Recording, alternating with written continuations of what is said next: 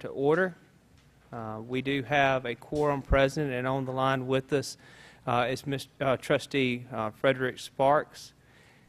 Before we get started tonight into our agenda, just a little housekeeping note that if you're here and would like to speak before the board at this forum, be sure that you have signed in on the sheet there to request to speak to before the board tonight.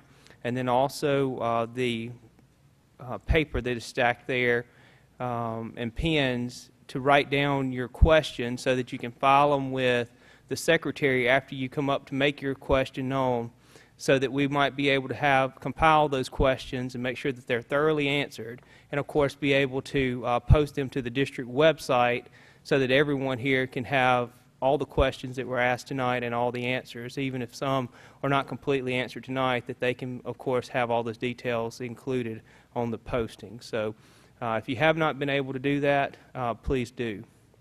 So now we go into our agenda tonight. We do have a quorum. Ms. Verdell, if you would, I'll ask you to ask our invocation followed by the pledge. May we pray. Dear Heavenly Father, we thank you for this day, Lord. We thank you for allowing us to come out today. Lord, we just ask right now that you will give us the wisdom, the guidance, Lord, and the patience and the knowledge to be able to go forward and do those things that you would have us to do.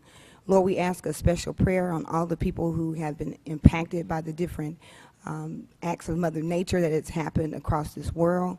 Lord, we ask that you would just take care of them and provide for them all that they need. Lord, right now we pray for every child, every parent, every person who is impacted by this district. Lord, that you would just be with them and that you would meet all of their needs. These and all blessings we ask in your Son, Jesus' name we pray. Amen. Amen. Please rise with me. Attention, salute, pledge. I pledge allegiance to the flag of the United States of America and to the republic for which it stands, one nation, under God, indivisible, with liberty and justice for all.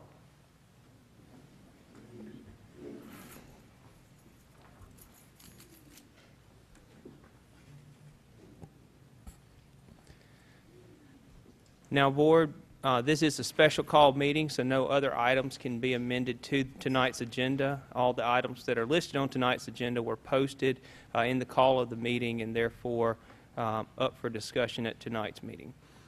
We go to item 3 on tonight's agenda, which is adoption of the agenda. Board, I need a motion for approval. Board, I would like to move that item number 6B be moved and changed to item 6A. I know we have open forum, and I'm going to have to leave early, so I'd like to be able to hear everything that the public has to say. So instead of public forum being 6B, I'd like for it to be 6A. Mr. Dunn, I assume that's permissible? Okay. Sure. Then we will relocate item 6A will become 6B, and then 6B will become 6A. So we'll make that notation. Got it. Now, board, we do have the amendment, so I need a motion for the amended agenda approval. Has been motioned by Ms. Fisher, motioned by Ms. Verdell, right, seconded by Ms. Fisher. Any additional discussion? Being no discussion, all in favor, please signify by aye. Aye. Mr. Sparks, how do you vote? Aye. Thank you. It is unanimous.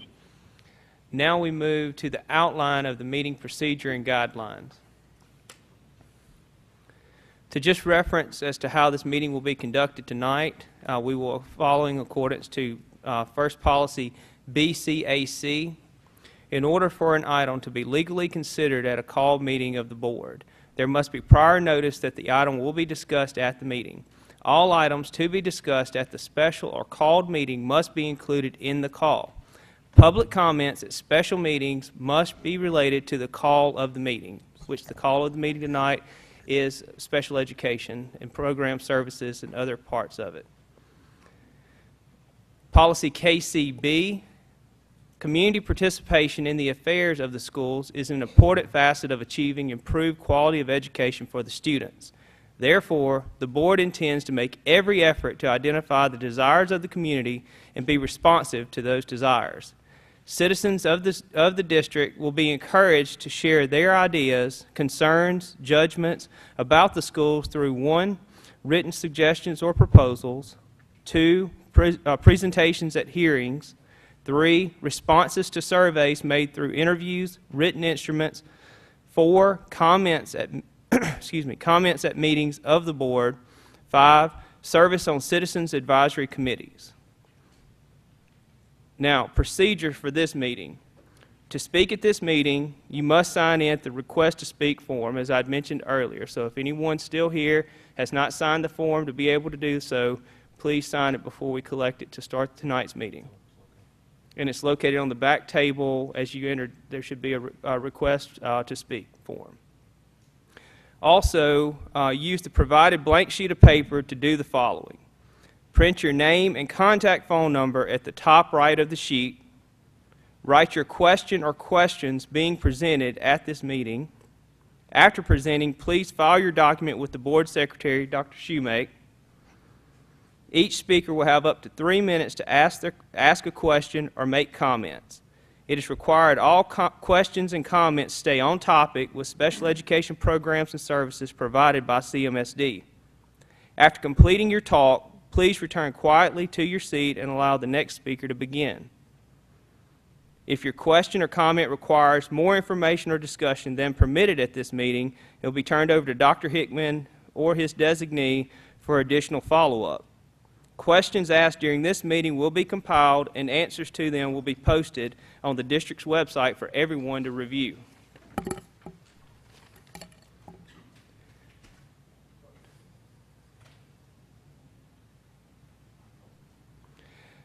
During a presentation, a presenter is not permitted to use the names of students, names of staff or other personnel, or other contracted service providers in the open forum. If this rule is breached, I will ask the speaker to stop and refrain from further comments on the matter.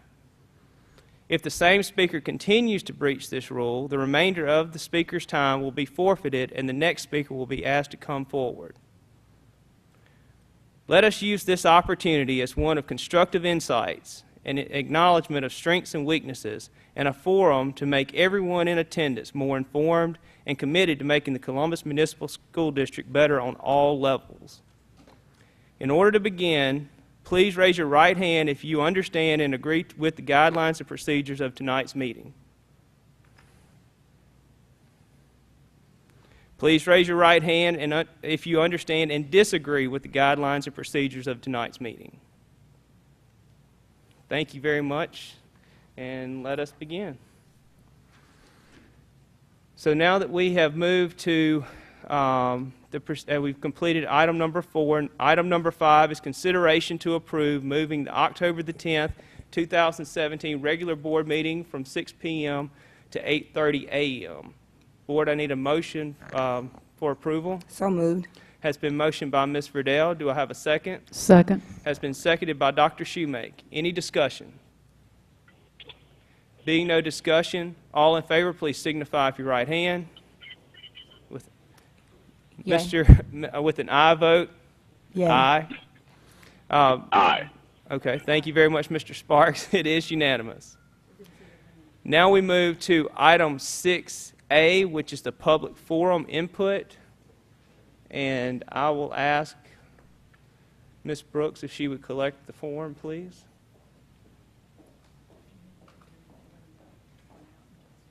Okay.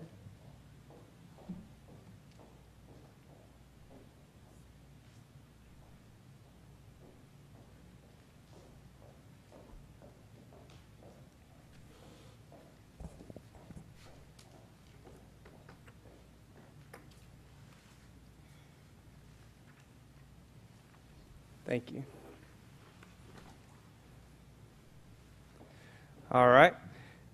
So to begin tonight's talk, the first presenter will be Mr. J.R. Whaley, Pediatrust. Please come forward. Welcome. Thank you. My name is J.R. Whaley with Pediatrust Columbus. I came to introduce myself, I think, a couple of months ago. Pediatrust is a skilled nursing care facility for medically fragile children right down the road on Hospital Road. We just had our grand opening just a couple of weeks ago, and we're proud to be a part of the community and provide some skilled nursing care, some needed skilled nursing care for medically fragile children. What we hope to do is to partner with the Columbus Municipal School District, like we have with other area school districts, to provide skilled nursing care for medically fragile children who are also students of the school district. We've partnered with other area school boards to do just that. The students have their IEP approved, and also with that is a doctor's recommendation for the PediaTrust facility and/or the medical care that we provide. What we've done with other school districts is that those students attend school in the morning, and our bus picks those students up noonish and then brings them to the facility. What that allows the students is both sides, because we feel like there's a partnership with the school districts for these medically fragile children that has to occur. The education in the morning that the school districts provide, and then also the skilled nursing care that is recommended and prescribed by not only their treating doctors, but also approved by the Medicaid program. So we would like to further the relationship and work with the Columbus Municipal School Board to do just that. Thank you. Board, while Mr. Whaley is here, do you have any questions? Or Mr. Whaley, do you have any questions for us? We would just like to have that conversation and communication with the district, and so if you can direct me to the best people to have that communication with, to make sure that there's no misunderstanding about what services we provide, and the ages as well. We service children from 0 to 21, and so many of those are school-age children. Okay. And Dr. Hickman, within our district, maybe I'm incorrect in my assessment, but there can't really be too much redundancy of services in the survey, because it's my understanding that our population of children that do seek services within our city, as well as our specific school district, that we are always looking for ways to partner and also grow. Is there anything that I'm missing? No. I don't understand your question. Did you ask a question, or are you making a statement? Both. Okay. Are we always looking to grow and partner? Yes. I mean, as far as be able to have services, because it's something that I understand just from contracts that have been brought to us. For example, Mill Creek is in Pontotoc, and they service different students that we have here. How would this be different? We pay for those services? Yes.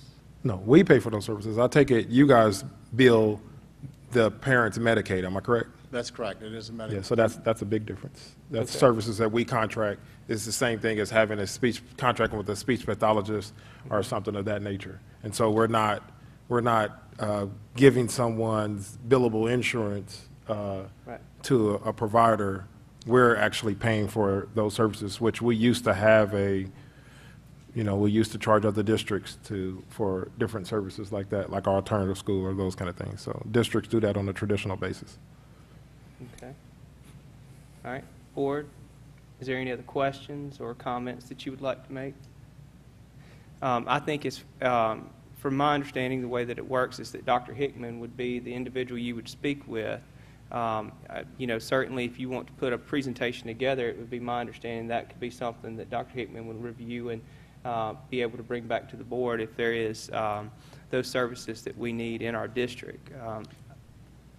Yes, and just to clarify also, the services that we provide are prescribed by the doctors, by the treating pediatricians. Mm-hmm. And so what we need and what we would desire is an openness to allow us to partner with the district to allow the children to obtain their education and then that prescribed treatment in the afternoon. And so in regard to the care that might be given on the school district's behalf, what would be provided at the clinic is what has been prescribed as medically necessary for the child, not necessarily related to the educational component, but for the whole healing of the child. Mm-hmm. And as an educational institution, special education, in a sense, the special education, it has to have some kind of educational foundation behind it. It has to have a deficit in performance in education to show the need. So you can have a medical, I used to be a school psychologist, used to be a special education teacher, wife's special education teacher, her mother's special education teacher, okay? So, for instance, if I am right-handed and I lose my left hand, and that's a medical, it doesn't mean that I need special education services. It doesn't mean that we will partner because I am still able to write right-handed. My academic performance is not hindered.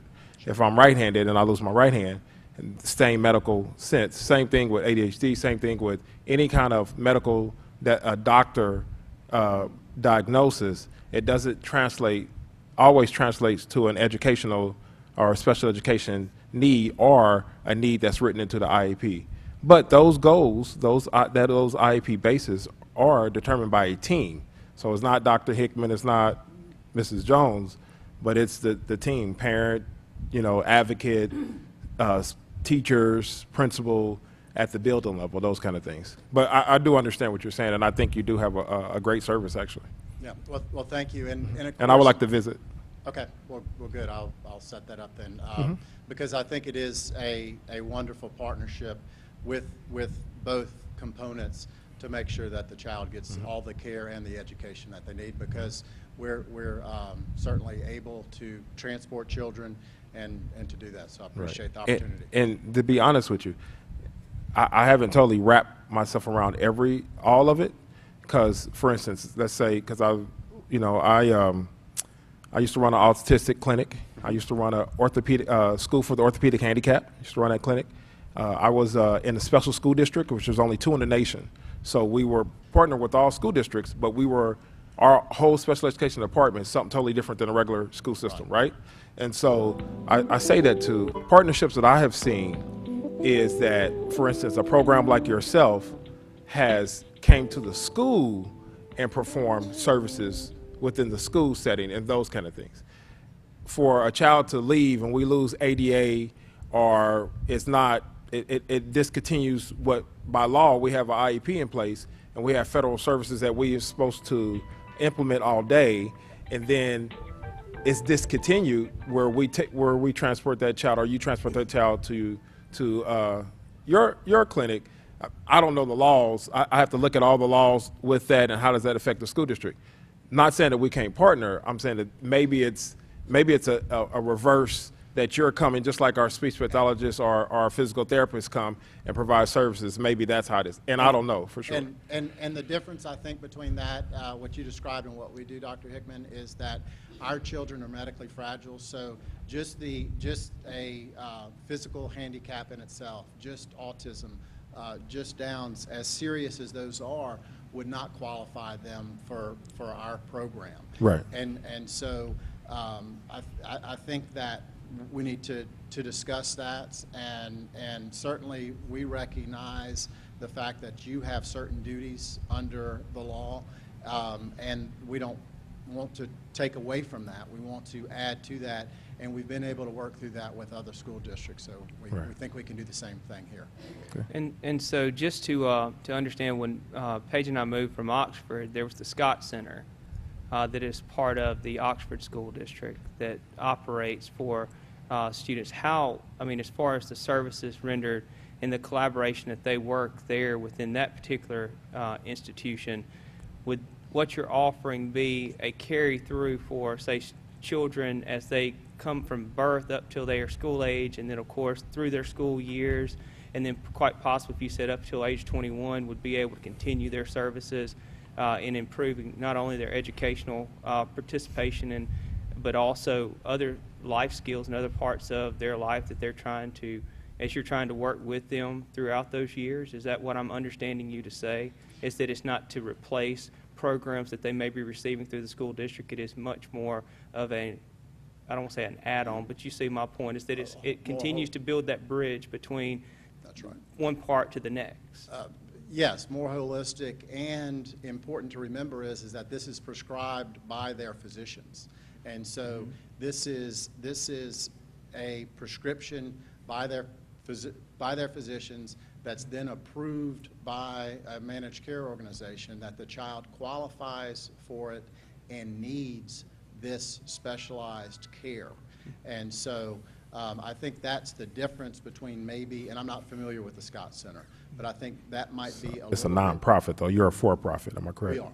Right. And so this is a new program. The PPEC, the Physician Prescribed Extended Care Program, is about 3 or 4 years old in the state of Mississippi. And so I think maybe some of the other models, while I'm sure very good, are a bit different because of the skilled nursing care that the children require during the day, as well as the physician prescription for this care. And if the school has already been providing services for this child, the reason why I'm confused is because it's a for-profit.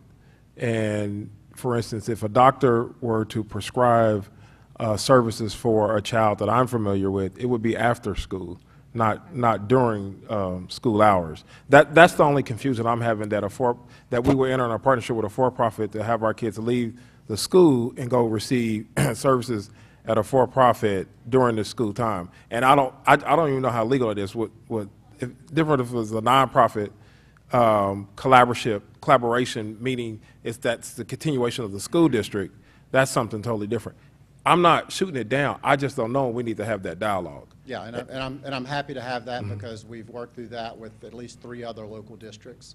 And so I think that the children must obtain their education and those requirements if they're going to be educated in the district. But then after that required time is filled, then the students are able to obtain that skilled nursing care that they need throughout the day, including some therapy services. Yeah, there's something wrong though, because even if a child is medically fragile or has a medical situation where they're bound to a hospital bed, by law, we have to provide services to that hospital. We have to send teachers to continue that child's education. Or if someone is bound at home, we have to send homebound services. So that we can talk later to see, because I just want to make sure we're doing the right thing. Other districts may not be audited or like we are, and so I always want to make sure that we're doing the right thing in the spirit of the law. Sure, the spirit and the letter. And so I feel very comfortable that we can have that conversation and Thank you. and get there. Well, thank you both very much, and if you will continue that dialogue as well as be able to bring back information that we might need to review. And thank you very much, Thank Mr. you. Whalen. Next, if you would, our next presenter is Mr. Jim Wilson. If you would, Mr. Wilson, please come forward. Welcome. Thank you, Mr. President. Thank you for setting up this meeting. We appreciate the opportunity to be heard.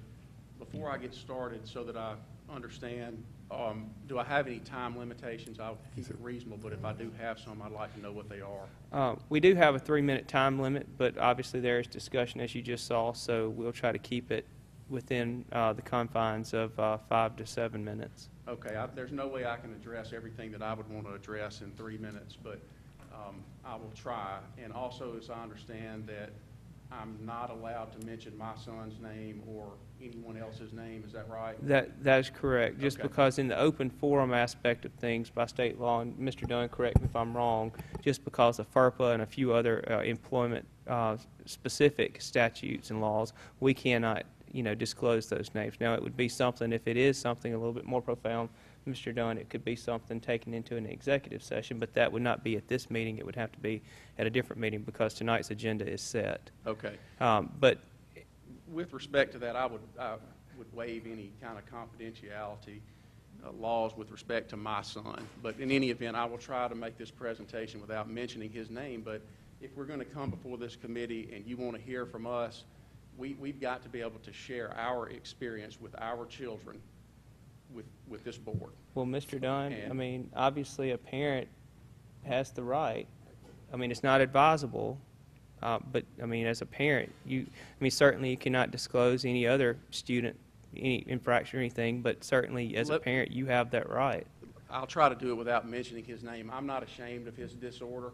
It is what it is. It's what we live with. I have nothing to hide. Everybody who knows him knows about it. Sure. And so I'm not concerned about it. In any event, I sent each of you a letter back in April. I don't know if all of the members on the board here tonight are the same ones that were there at that time. Could be new board members, but that's kind of where I wanted to start. Go ahead. What happened last April was that, in essence, we had an IEP meeting that was set. I got there. My son's mother got there at the appointed time, and the committee was not formed. We were ushered into a room after about 20 or 25 minutes, and as it turned out, there just wasn't a full committee. No one took it seriously enough to form a committee. And, you know, this is a serious situation.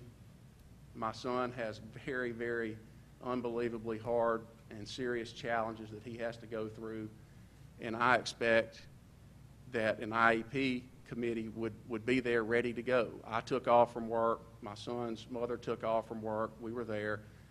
In any event, it didn't happen, and we agreed to postpone the meeting, and that's when I wrote to you all. The only response I got to that was a communication proposing a different time, which we did. We had another one on April the 11th, had a committee present. I was pleased with the committee was punctual, was there, was probably as informed as it could be, was ready to go. And so we had a meeting, and it was an hour and 15 minutes, and we put an IEP in place for my son for this school year. There were some things that I wanted, but the committee did not vote for those, and that's fine. That's why it's a committee. I said what I believe, and I still believe those things. And in particular, I believe that my son should have a dedicated paraprofessional, just like he had at Stokes Beard from all the years that he was there. We've had a functional behavior analysis done or assessment done of him. We've had a BIP. All of the time frames associated with that are set forth in the letter that I wrote to you guys on April the 3rd. One of my major issues is that the time it took to get an FBA done and a BIP in place. And as I appreciate it, part of that problem was because the district employs representatives outside of the district to conduct these assessments. One question that I have, I didn't write it down on a piece of paper, but I often wondered, why do we not consider employing a behavioral specialist in our school district? Do other school districts do that? What we're doing is we're having students, college-age students, come in and do assessments on our children. My son has a rare genetic disorder. We know of about 100 cases in the world of what he has. And we've got a college student looking at him, making recommendations on what we think is going to be in his best interest. When the college student leaves, it goes back to Mississippi State University for a professor to look over the notes of the college student and rubber stamp what they believe is in my son's best interest. I don't think that the person that approved it ever laid eyes on my son. Rather, we're looking at a 20, 21, 22-year-old person. I'm not saying they're incapable, but I think that there could be a better method, and certainly the time frame associated with that is unacceptable. I mean, we can't have an FBA. I'm told that it would be ready in 2 weeks. Instead, it's on the 60th day, and then another long period of time to get the BIP implemented. Well, by that time, the whole school year is over. We've lost a school year. These children can't afford to lose time. We have windows of time within which we can be effective with them. He's now 14. He's in what is equivalent to the 8th grade. He's in a self-contained classroom at the Columbus Middle School with other children who have emotional disabilities. So you've got children with emotional disabilities mixed into a classroom with children like my son with serious cognitive disabilities. So we're placing children with emotional disabilities alongside children with cognitive disabilities who are the most vulnerable people in the world. So we've got students who can be dangerous, nothing against them. They have whatever they have for a reason, but they are being placed alongside my son who has the cognitive ability of a 2 or 3 year old. He can't defend himself. The teacher can't physically give the attention that she needs to give to those with emotional disorders, while at the same time trying to manage children like my son who have serious cognitive disorders.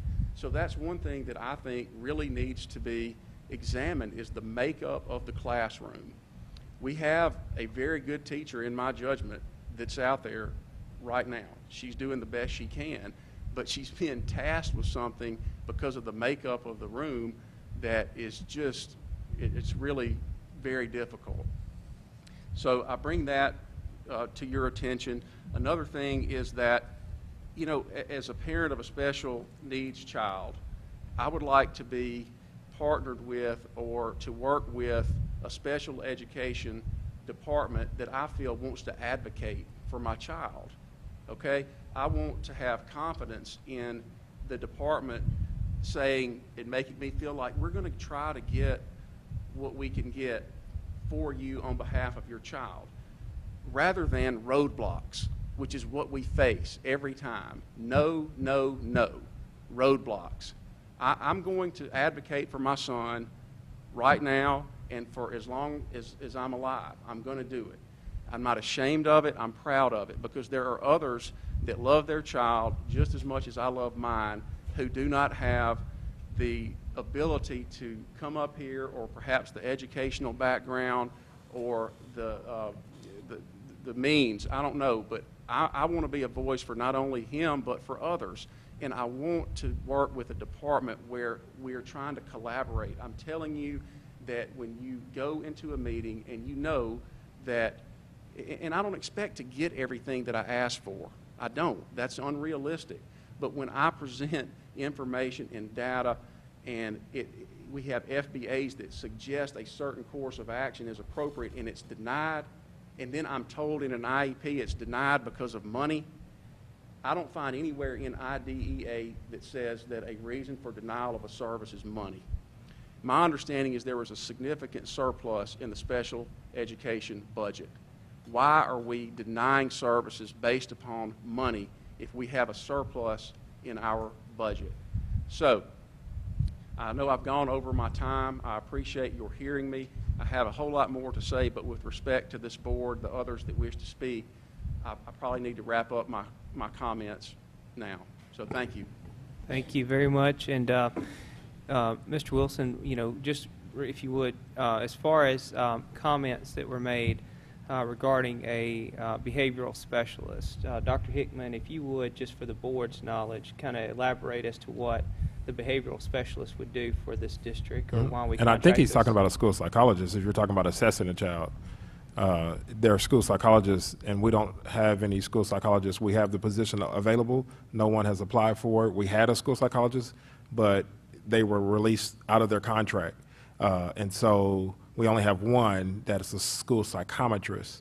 But the school psychologists are actually, like you said, the students and that's how we have to do it. We can't make up a person in that role. We can't create a person that's not there. But we do have the position open. It's in the HR department. It's on our website. We have sent things all the way around the state. So I apologize, but that's how we, instead of having nothing, that's how we had to make do, is by having students from the university. I did it when I was a school psychologist. When I was a student, that I went and assessed students within school systems. If that's the way it has to be done, because you can't get a qualified applicant, I understand that. Yes, sir. But with the organization that you're contracting with, The university? yes, Mississippi State, whoever Yes. it is, I Yes. don't care who it is, they need to do their job faster. Okay. 60 days to get an FBA done, that's the 60th day that they waited, which they disclosed to me that they thought was the deadline.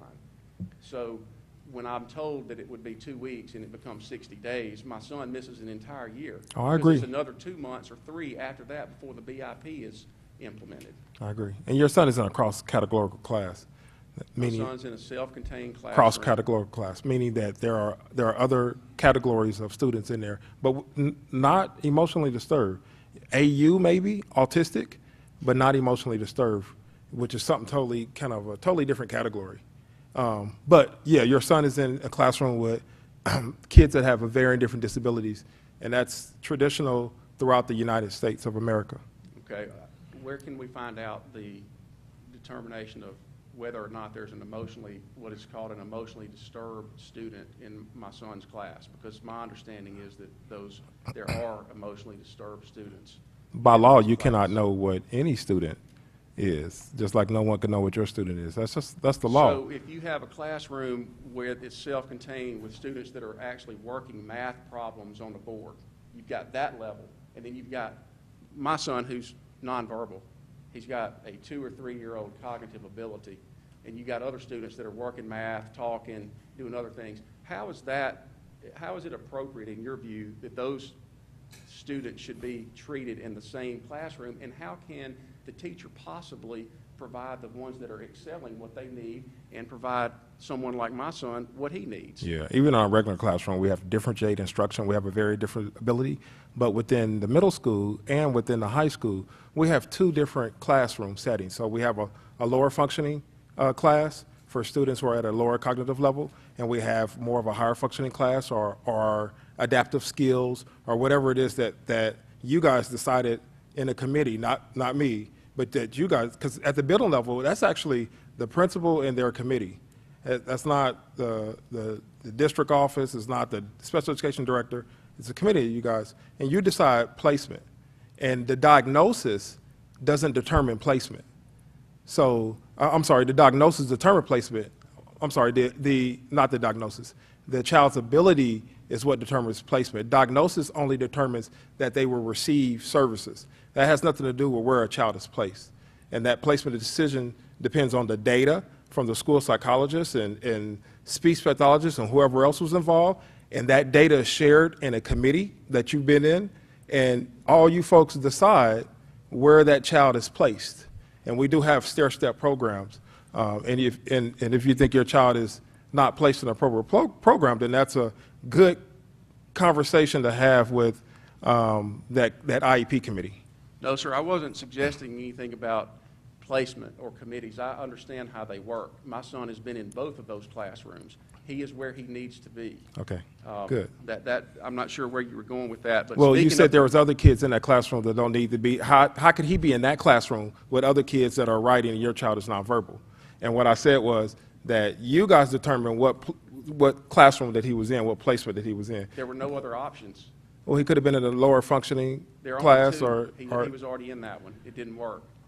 So, speaking of committees, because you just mentioned that and that we made our recommendation and so forth, why would our committee make a recommendation on May the 11th that my son would be entitled to at least an OT evaluation? This is coming from the committee that you just mentioned is so important. Here we are over 6 weeks into school. He hasn't been evaluated for OT services. So how does that happen?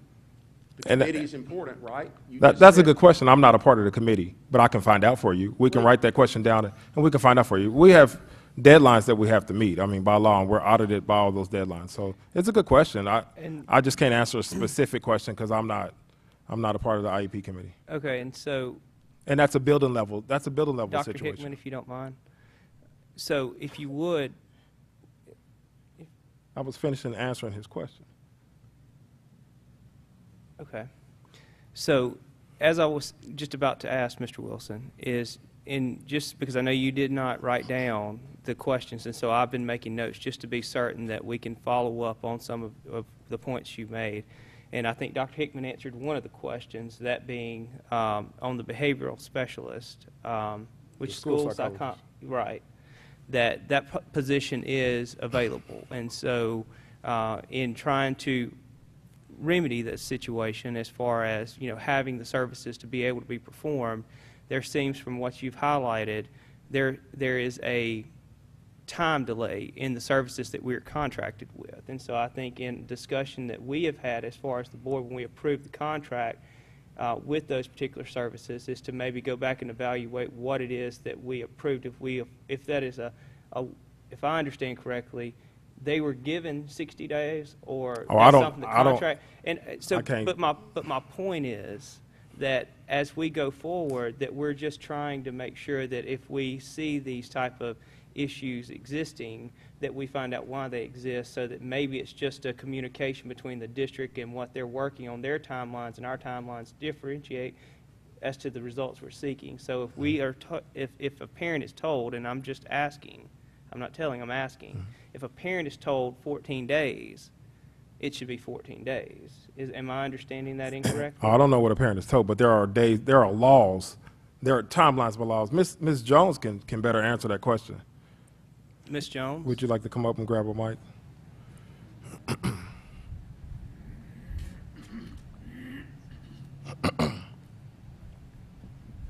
Board, Mr. Wilson. Wilson. Can you hear me? We Yes. can now. Okay. With the interns or the contractual services provided by Mississippi State University, they are interns in the school psychology department. The interns are not full-time employees of the district. They're only here 2 days a week. So again, although an assessment, if we had a full-time person, it may take them 14 days or 30 days to complete the assessment, but technically we have 60 days to complete an assessment. It's taking us a little longer because they are only here twice a week. We have published 2 positions, one psychologist and a psychometrist position. Unfortunately, we're unable to fill those positions because right now we don't have any qualified candidates in the area. Okay. But the 60 days was still within the timeline. We're within our timeline. Okay. And so that is the timeline established. Ms. Jones, please. Just a question on your follow-up. So the 60 days is... That's the federal law. You that's have the 60 federal days, law. yes. Okay, we have 60 days, but we try to expedite that as quickly as As possible. quickly as possible. But again, with the resources we have, we utilize them efficiently and effectively as possible. But again, we can't determine. Sometimes the interns are here, or even if it's not an intern, say it's the school psychologist, she's here and the student is not here, or the student is having an off day. That plays a factor into getting the assessment complete in a timely manner as well. But we do meet all our deadlines, which is the 60-day time frame. Okay. All right. Now, the other question that you had mentioned was denied because of money.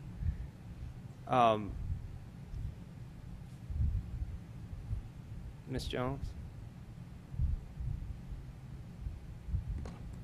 Unfortunately, I was not in his meeting, and I'm not aware of this statement, but we never talk money or prices with parents because these services are at no cost to the parents. So I'm not sure who said it, why, or where it happened, but again, we never talk prices with parents.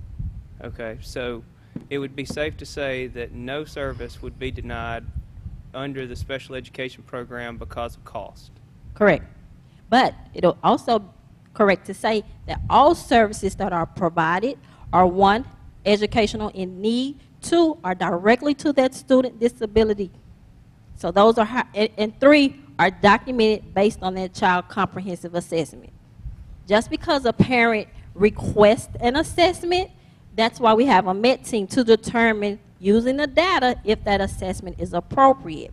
Now, in his case, I was not aware that committee said they would do an occupational therapy assessment, but what you have to take in consideration, what goals, what objectives are the school trying to provide to this student that he's right now unable to do, which warrants occupational therapy.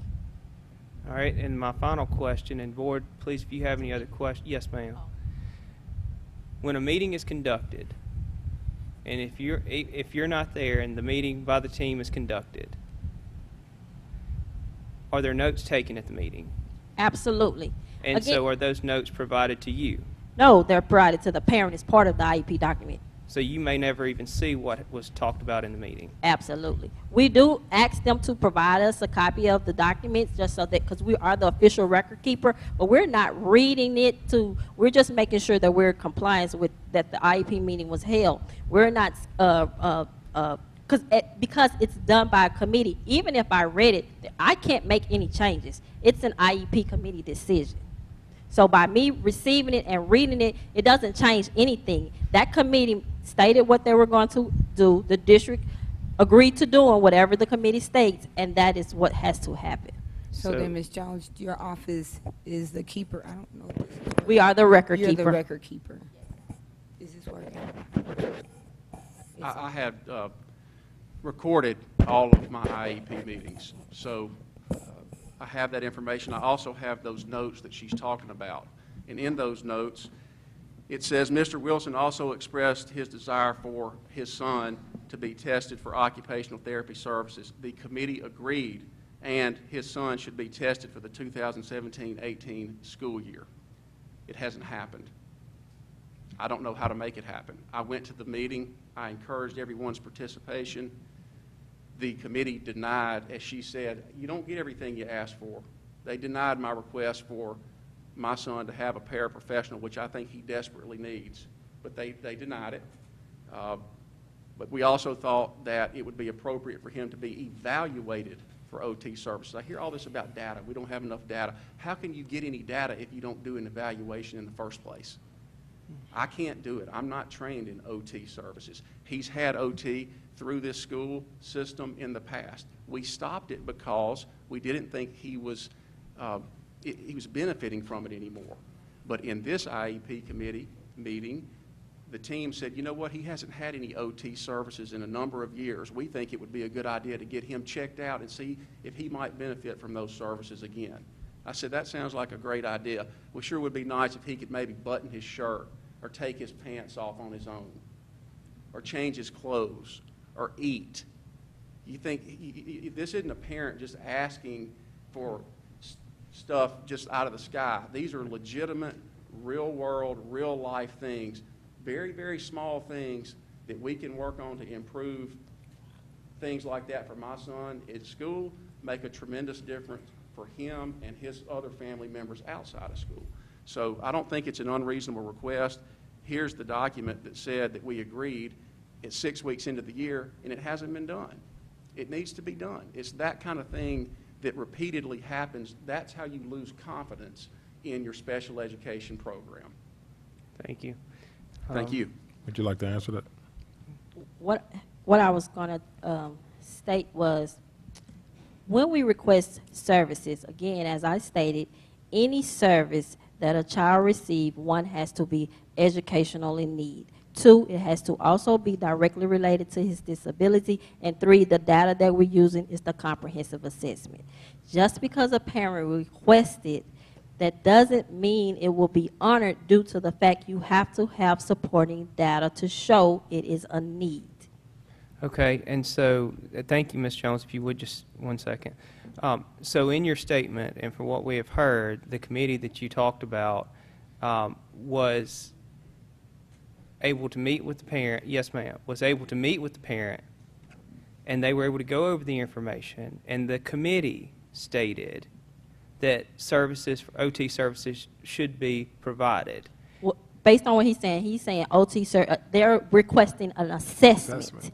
An Okay. assessment. But the assessment has yet to be provided. And so so my question is, while you're there, is if you're not looking over the notes and the committee meets, who is the fill-in between you and that particular the committee to make sure that those recommendations are followed through? Well, normally, the Not procedure is, in the event a parent is requesting any additional assistance, Ms. that they Jones, I'm not contact. trying to interrupt you, and I'm sorry, but normally it's not what we're talking about. She said the I procedures. said the procedure. I understand, and I'm not trying to make this contentious. All I'm simply saying is my question is very simple. The committee met with the parents, The recommendation was made for an OT assessment. It has not been done. Who is in between you and the committee that would make sure that that particular The assessment? responsibility teacher. That's the process. That's the process. Okay. Because that responsibility teacher was in that IEP meeting. Okay. If the parent had notified that responsibility teacher they were requesting any services, that person would have contacted my office. That has not happened. Also the IEP committee decided that they would request testing or Okay, and that's what I was hoping to avoid here.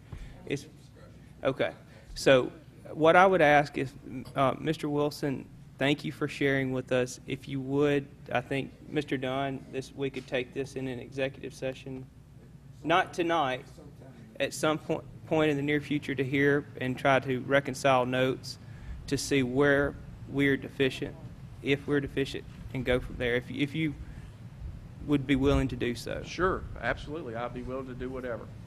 Okay. Thank you for hearing Thank me. I you. appreciate your time. Thank you.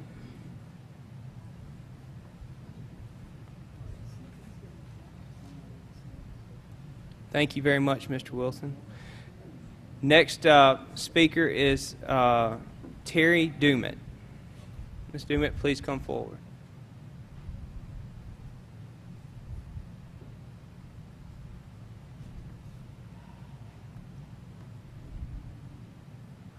Welcome. Good evening. I didn't come with anything prepared necessarily, but one thing I did come to advocate for this evening is for the older students who are in our school district. I think a lot of times the younger children do have, not always, but the education they receive is quite different than what we've gotten since we've been in the middle school setting. Granted, my son has a more moderate to severe need. I am concerned about the amount of time he is staying in one room during the day. There are certain percentages. If you look at an IEP meeting, it'll tell you what percentage the student is allowed to be out of the classroom with their typically developing peers. And I may not be saying that exactly correct, but I know there are some percentages on there that determine your child's placement, their least restrictive environment. There are, to my knowledge, I don't know of any extracurricular activities that I could, offer to my child that's in the school district right now. We have athletics in the school district. I think at one meeting I came and talked, we may have spoken about the Special Olympics. I have talked to someone in the Saltillo School District. They have a program there, and I have brought it up, I know, to some people in our central office. I've not seen anything about that, and that would be a way for us to maybe get some extracurricular things into our school district that we don't currently have. And I have been asking for that for about 2 or 3 years now. I don't see any new innovative things like I see for my son's typically developing peers. It may be happening. I just don't see it. iPads are old news. My kid hates an iPad. He doesn't want to touch it. He's got sensory processing issues, so things touching him, he's just not interested in certain pieces of technology, so that kind of thing is wasted on him. But innovative as far as adding some arts to their curriculum. I know y'all have heard me mention that before. We still have nothing except for PE. It was supposed to be adaptive. It's not. Services are somewhat limited still. I really feel, and I could be wrong in this feeling, but what I get from constantly going to IEP meetings, I've done a lot of them over the years with different people present, different teachers, different speech pathologists, different directors, various different people from the central office. I feel like we've gotten to a point where we're having trouble filling positions in our school district, and I feel like some of our children are getting pushed out of services for convenience.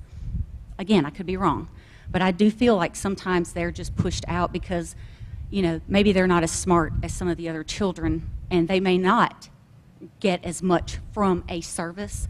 But if it's still offered in the school district, I don't see how it's valid for us to push children out of services just because we don't feel like they really need it like someone else does. If it's your child, you know, you're going to advocate as much as you can.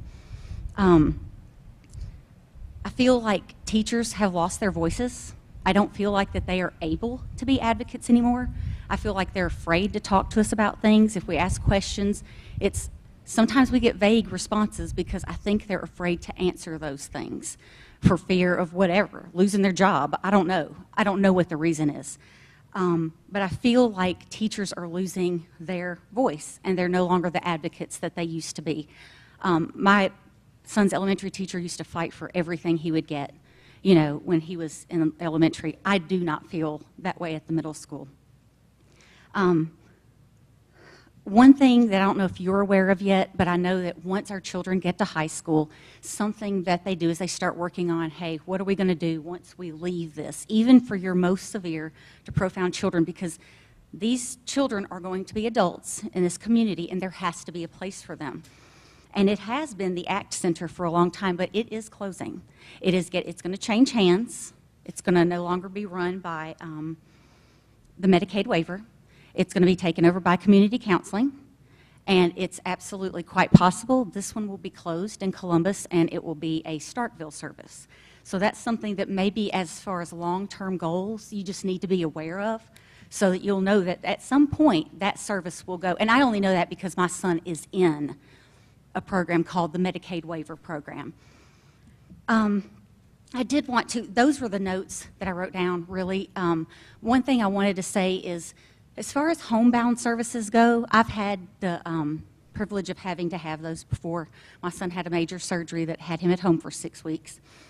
And when we say homebound services, it sounds kind of nice, like it's going to be really nice, but what you end up getting is about 2 hours a week at most with a teacher, you know, where they're in a classroom for 30 to 40 hours a week. So you're looking at very, very reduced services. We were talking about medically fragile children earlier. I just wanted to give you that parent perspective as far as, my child is not medically fragile, but, you know, when you're looking at homebound services, you're looking at really minimal services, and I just thought the board should know that.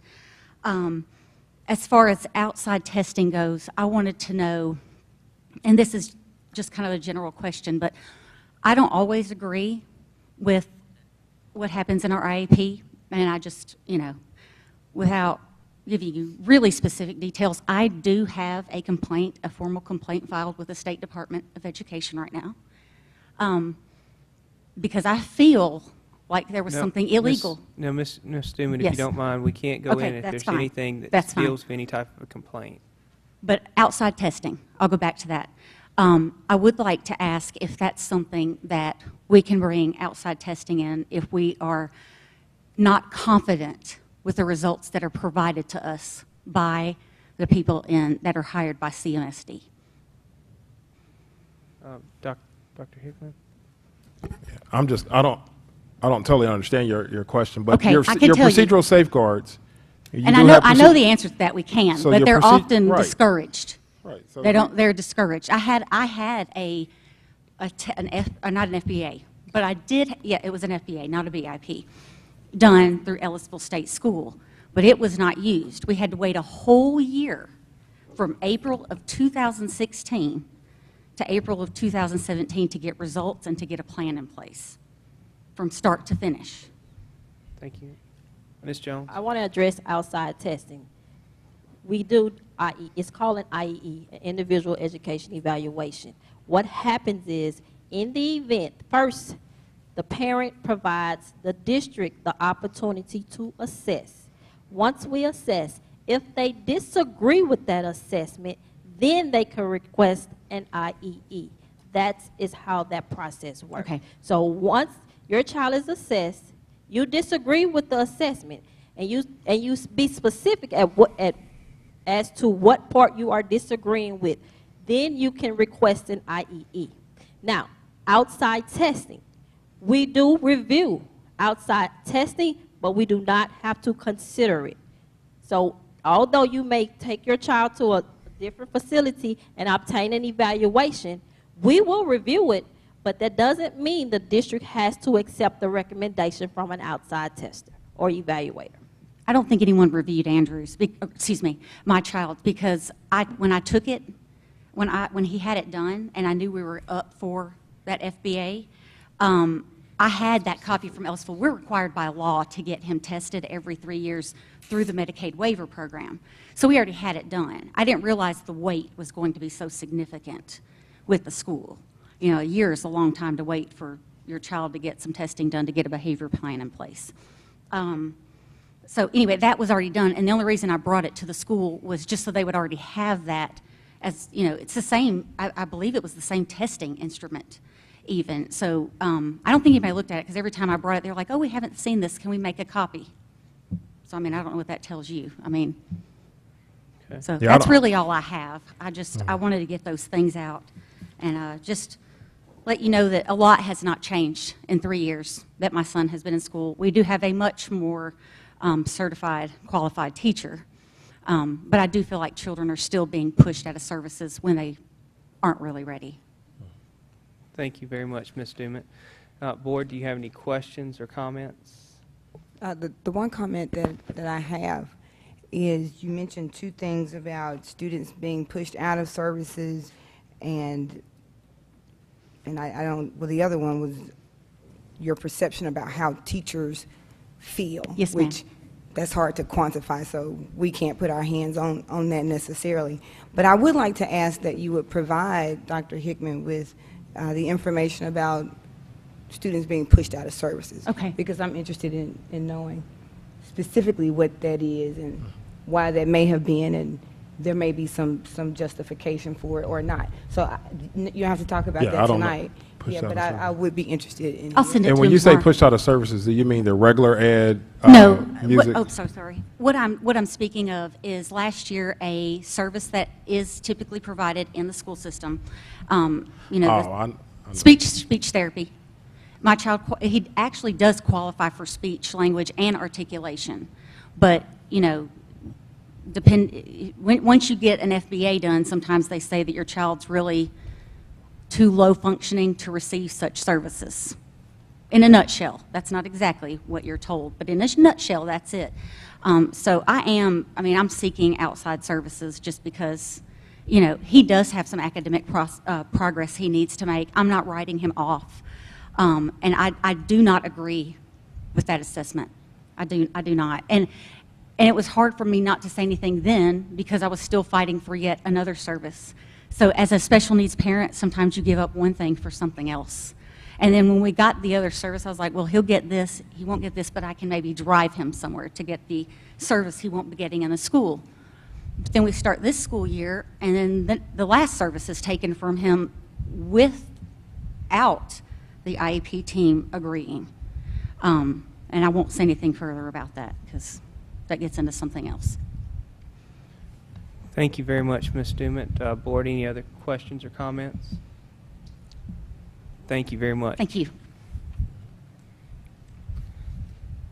Our next speaker is Ms. Heather Ford. Please come forward.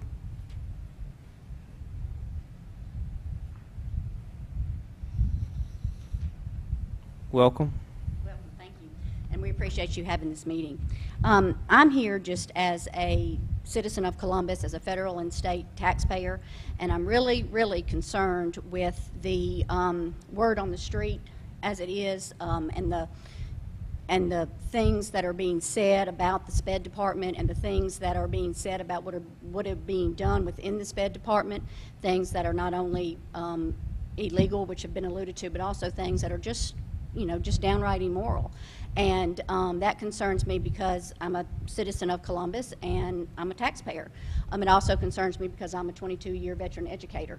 And those things that I've heard that, you know, I probably shouldn't say here because they are hearsay, but I have heard them from other veteran educators that I trust. I have a lot of different spheres of influence, or spheres of, you know, different groups of people that I'm friends with that have come to me that know that I'm an educator, and they speak to me of these things, and it's appalling. It's appalling. And I would really like to speak to maybe the level of experience that the SPED department as a whole has in dealing with, in being a SPED committee, or being a SPED director. You know, like when we got... Ms. Ford, I don't mean to interrupt, but just as I'd mentioned, we can't speak to specific So you teachers. can't tell me right now what what the experience of the SPED director is? I can. Okay. No, you don't need to tell your experience. No, You don't need to tell have your a experience. problem. Well, I looked on the website, and there's no listing of any kind of experience whatsoever. Ms. Ford, Ms. Ford, I think the dialogue that you're carrying is a very healthy dialogue.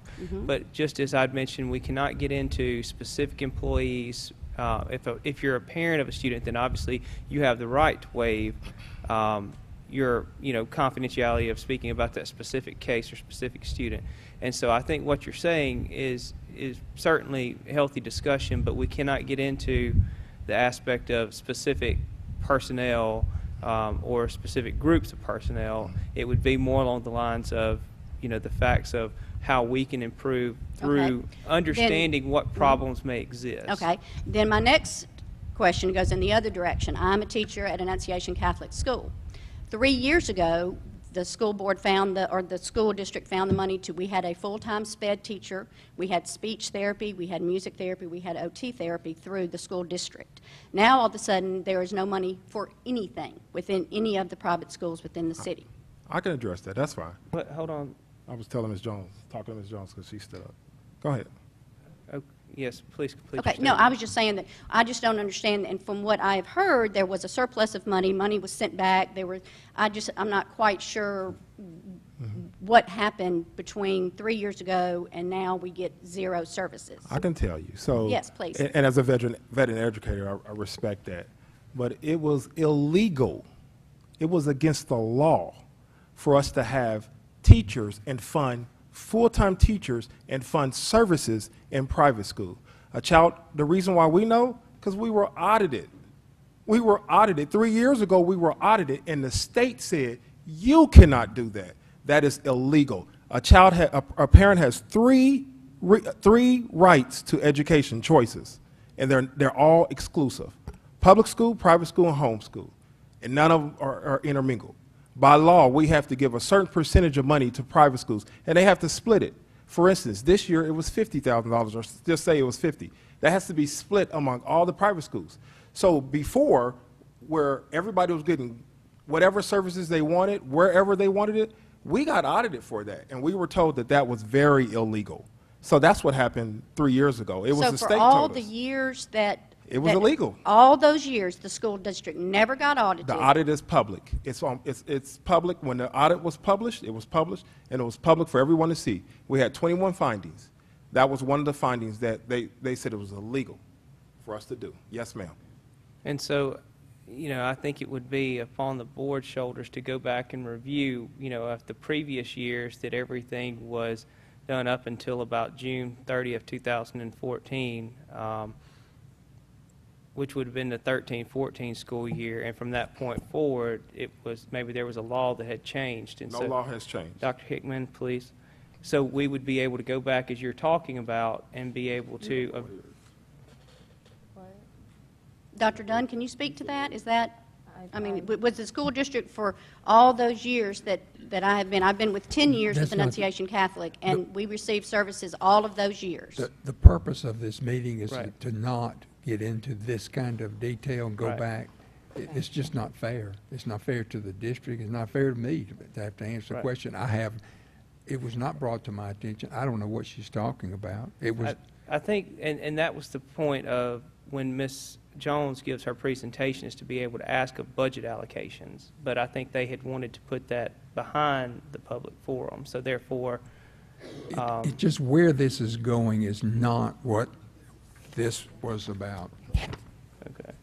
according to what the rules that you provided tonight. Right. This is not. The only rules that I heard were that you could not speak somebody's name, a child or a person's name.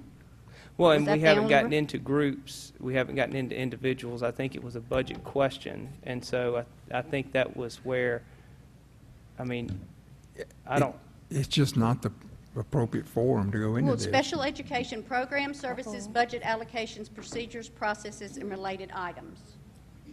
I'm not going to give a legal opinion on something that hasn't been presented to me. and I don't think we're asking for a legal opinion, and I think as far as your question, it will be something that we can evaluate and look into to see when the funds were removed to where we're at currently Right. as to what Well, I has would guess. changed. Well, And then that what goes do I back. need to do to ensure that that happens? Well, as I had mentioned at the beginning of the meeting, all questions would be able to be written down. Right. And of course, those questions will be researched and of course posted to the district website so that everyone would be able to see the actual answers, or all complete answers to all Right. questions posed. Okay. So my question is, what happened to the funds that private schools used to get? That will be addressed, and then... That is the. So that if you is could the- just pass me that question, we'll make sure. Yes. Okay, perfect.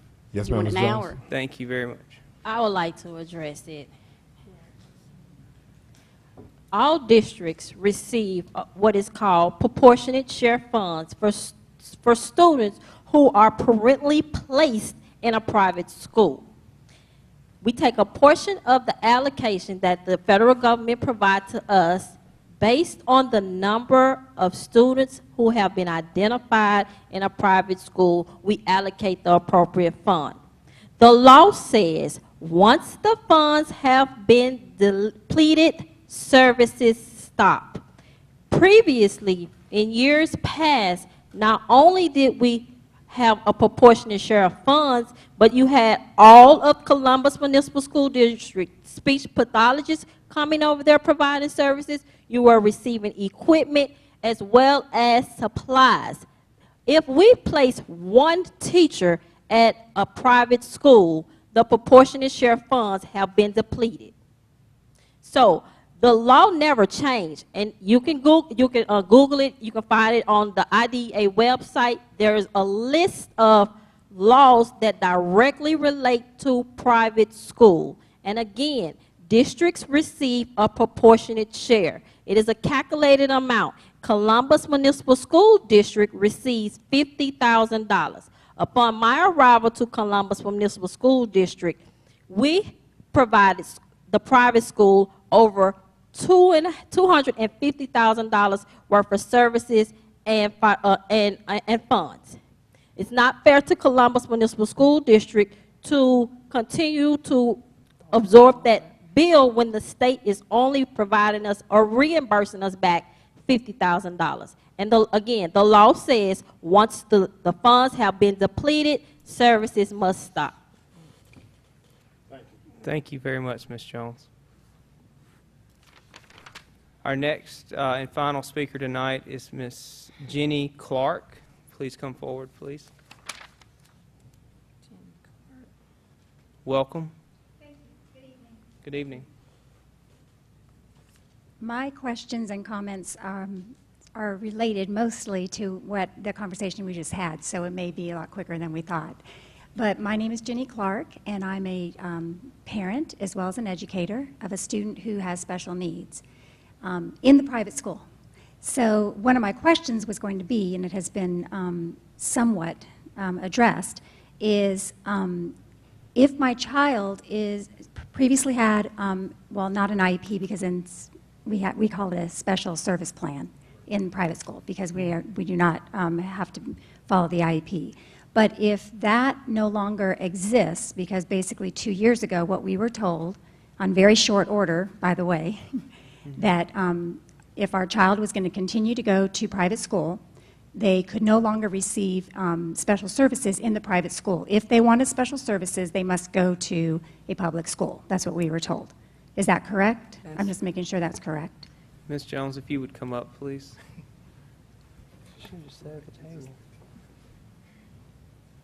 Because the student is parentally placed, private school students and parents, the only rights the district have regarding them is to child find them, meaning we will locate, evaluate, and determine if the child has a disability. We are not obligated to provide services. If you feel your child has a disability and needs services, once you have given the district permission to test, you have the opportunity, one, to keep them at that private school, or two, bring them over here to Columbus Municipal School District and receive the services he or she requires. So again, the only obligation the district have for students who are parentally placed in a private school is to child find them, meaning locate, identify, evaluate. We are not obligated into providing services. So once they were found, which he had been found for quite some time, because he had been in the program, so he had already gone through child find and all of that.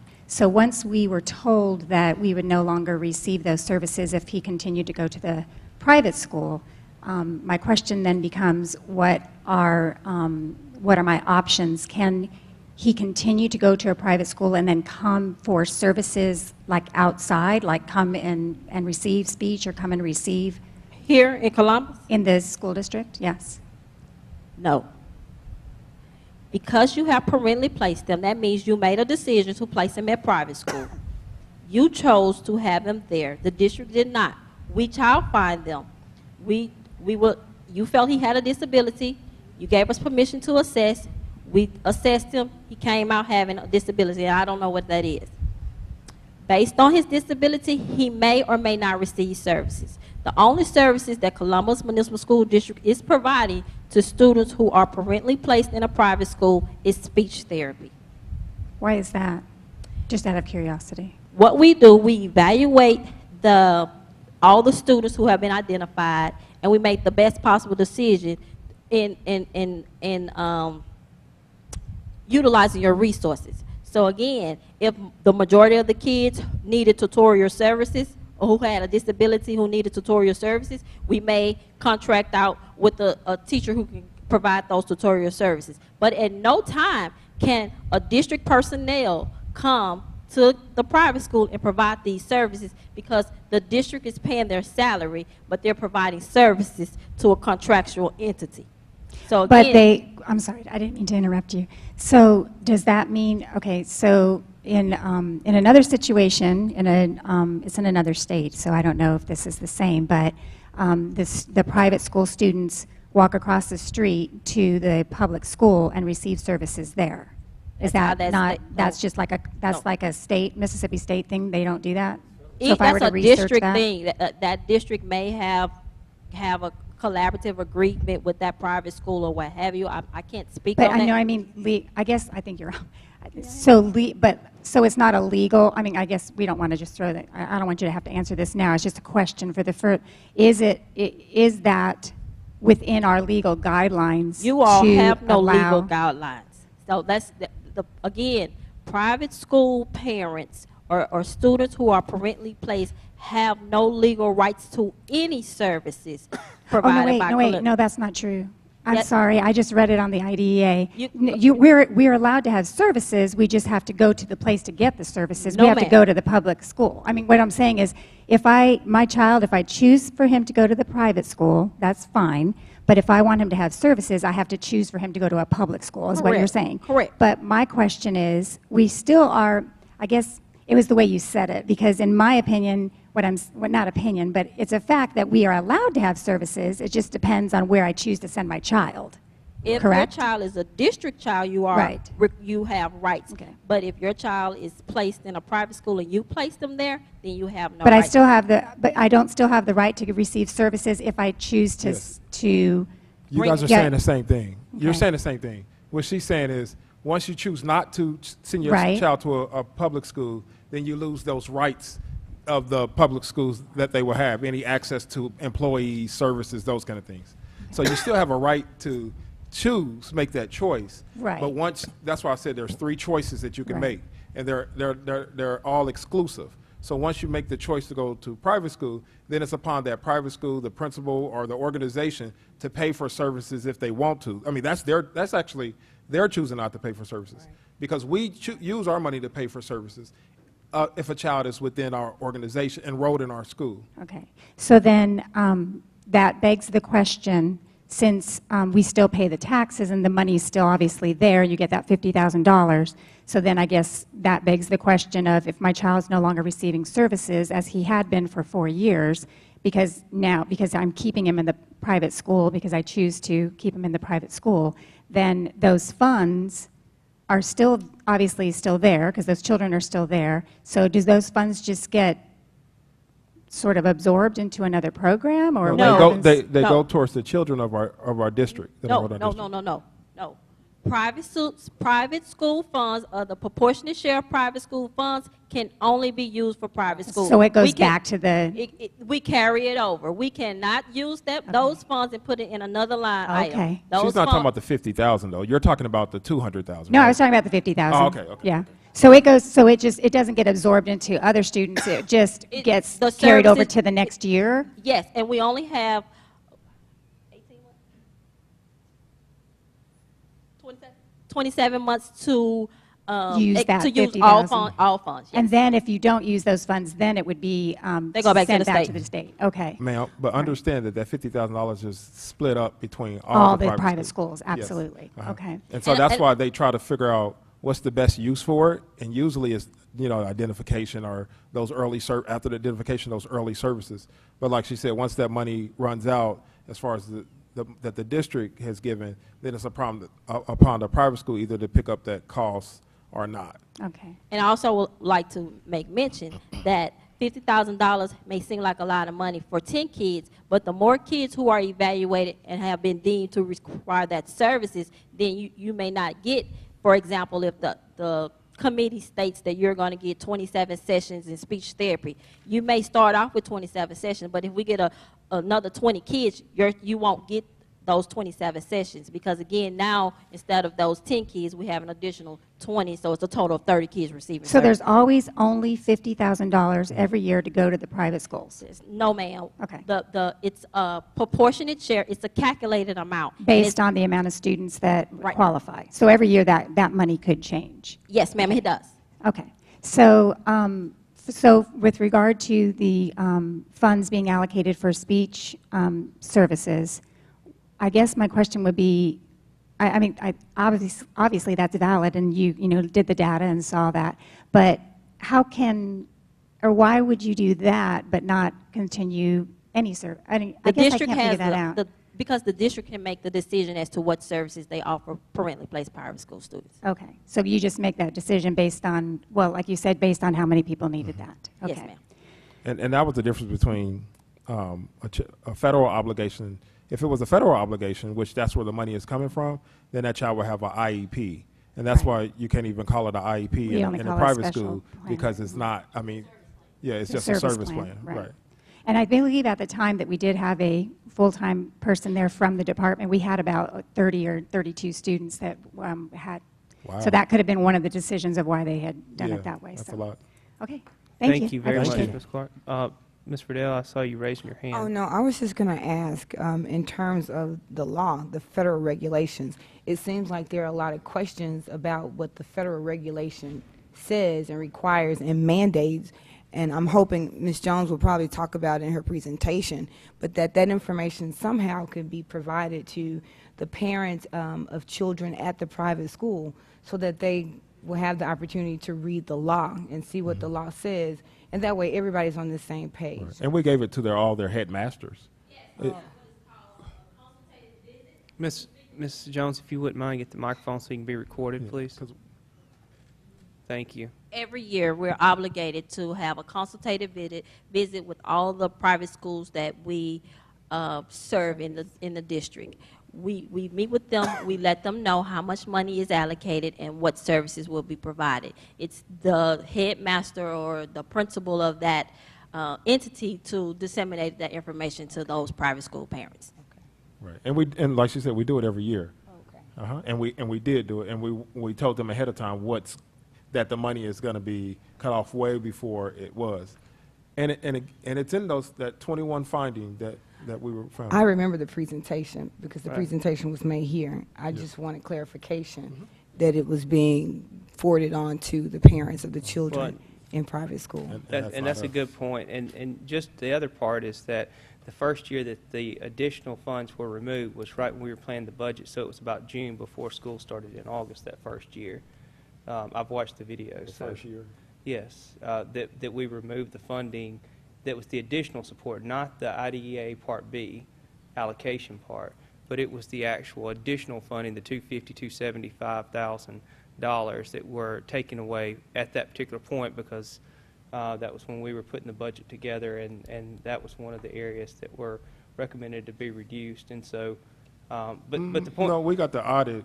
The audit was done almost a year in advance before we even hired Ms. Jones. Ms. Jones was hired to clean up the audit. Right. She was hired to clean up what happened previous administrations. Right. So that was already done a long time ago. I don't want to do your presentation? Y'all ready? Just before you do, thank y'all very much for your questions. If you've got those, could you please bring them up, or so we can take them and make sure. You might want to, if you want to write them down, if you don't already have them, if you do that. There are pens and blank sheets of paper on the back if you would like, if you didn't pick that up on your way in. We want to make sure And everything gets covered. Not to distract anyone as we're going through our presentation with Ms. Jones, but just so that we have all the correct questions and that they are thoroughly answered, we would ask that you do that. So if the 5 folks who spoke tonight, if you'll write your questions down, we'll take care of it. Thank you. Thank you. Sorry, Ms. Jones. Thank you. No, come on.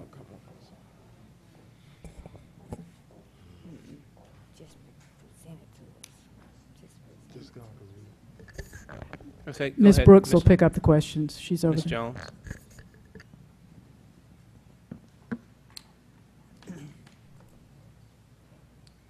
Dr. Hickman Board, thank you all again. Before I begin, I have to give a disclaimer. Due to the nature of the topic, FERPA, and confidentiality, at this time, I will not be able to answer any questions regarding a specific student or situation.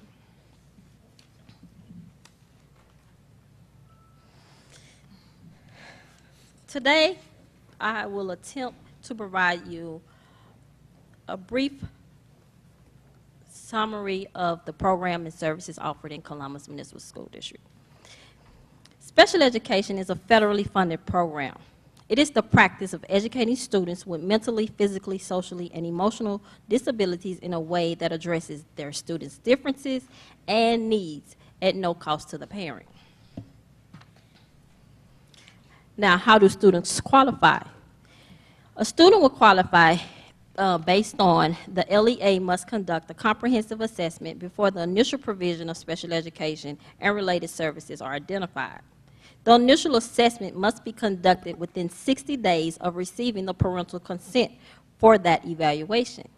The purpose of the evaluation is to determine if the child has a disability under IDEA and to determine the educational needs of the child.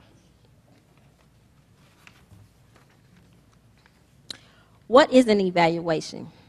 An evaluation is an individual discovery process to determine if a child meets the eligibility criteria for special education and related services under Individual Disability Act of 2004. Reevaluations are conducted every 3 years prior to the discontinuation of services. The comprehensive assessment is the cornerstone to the development of an IEP. A well-written assessment identifies the student's strengths, weaknesses, and provide research-based recommendations to best meet the student needs. The assessment identifies special education programs and related services needed for academic success due to their disability. There is a misconception that once the student is eligible for special education, the student can receive all programs and related services offered. That is not true. Services provided should directly relate to the student disability. If a student is receiving services not directly to his disability, then the services are not used for an educational benefit, but the services are giving the student an unfair advantage. And that is not the intent of the special education law or services provided. Evaluation determinations are reviewed by the multidisciplinary evaluation team. There are multiple methods of information is used, including reviewing existing records, interviewing information, observing the student in his or her environment setting, and administering formal and informal assessment. The public agency must assemble a MET to respond to the request of a comprehensive evaluation for students identified through the Child Find Activities referral by Part C, Early Intervention Program, First Steps, and requests from parents, teachers, TSTs, and other individuals knowledgeable about the student. This is just a brief list of potential people or members who can attend the MET meeting. the process here in Columbus Municipal School District. If a parent requests testing, they must complete the child find form and send it to the Office of Special Program, meaning the parent will request it with the campus will fill out the form is submitted to my office. We have 14 days upon receiving a request to determine if we will assess or not assess. If you feel that a child may be eligible for special education services, they need to complete the child find form and send it to the Office of Special Programs, along with any data to support or documents. This process is not new, but it is new to our district. Prior, parents could request testing, and the district would comply with the request, but the process has changed. Parents still have the rights to request testing, but a MET is held to determine if there is data to support the need to test. Columbus Municipal School District has 14 days from the receipt of the request to determine if an assessment is warranted or not. The Office of Special Program meets every Monday to review our requests received to ensure our timeline is met. We also send certified letters to the parent notifying them of this meeting. This is the district way of documenting we notified the parent. Parents do not have to attend, but we must notify them. That is just a kind of like cheat sheet when someone wants to know how their child can be tested. It addresses all areas. You all should have it in your packet. Well, yeah, I was just saying so that everyone else could see it. Could you make it larger? I don't think so. I mean, I know I see it in our packet. I don't know if just make the screen view larger. And again, this information is located in my office. If anyone needs a copy, we can get that to them. And if you don't, and I'm not trying to interrupt you, but if you don't mind, when we post the questions and answers, if we could also post this an additional link, so that if people can't see it here, they can also access it on the website. That's fine. No, That's fine. It's fine. If we could have a link to this on the website as well. Thank you.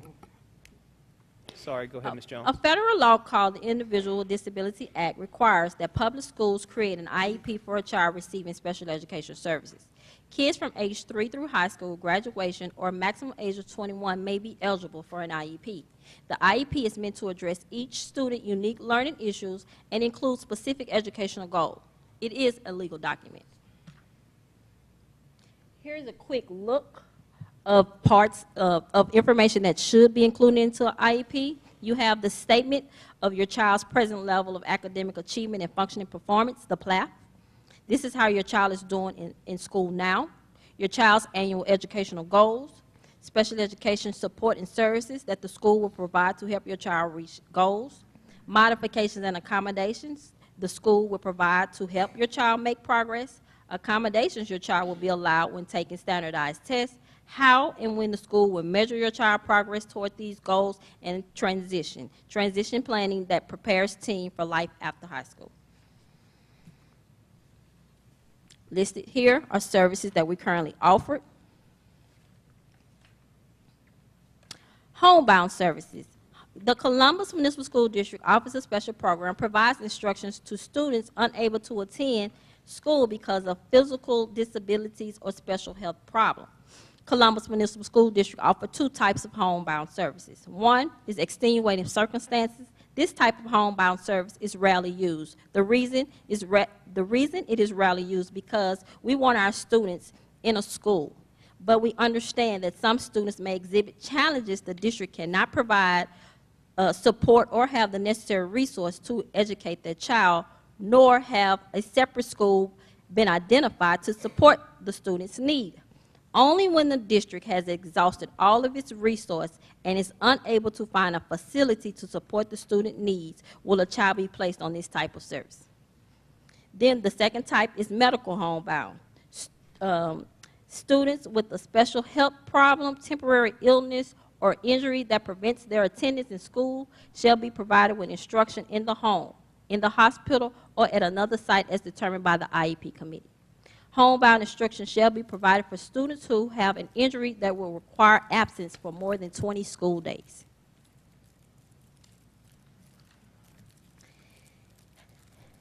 This is a form that we use to determine if a child will go on to homebound services.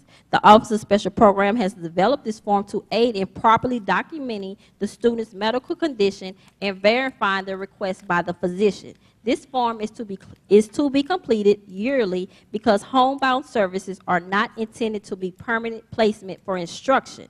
But we do understand that some students may have medical conditions that prevent them from receiving instructions on a campus. Again, this form is used to support the IEP decision regarding this placement.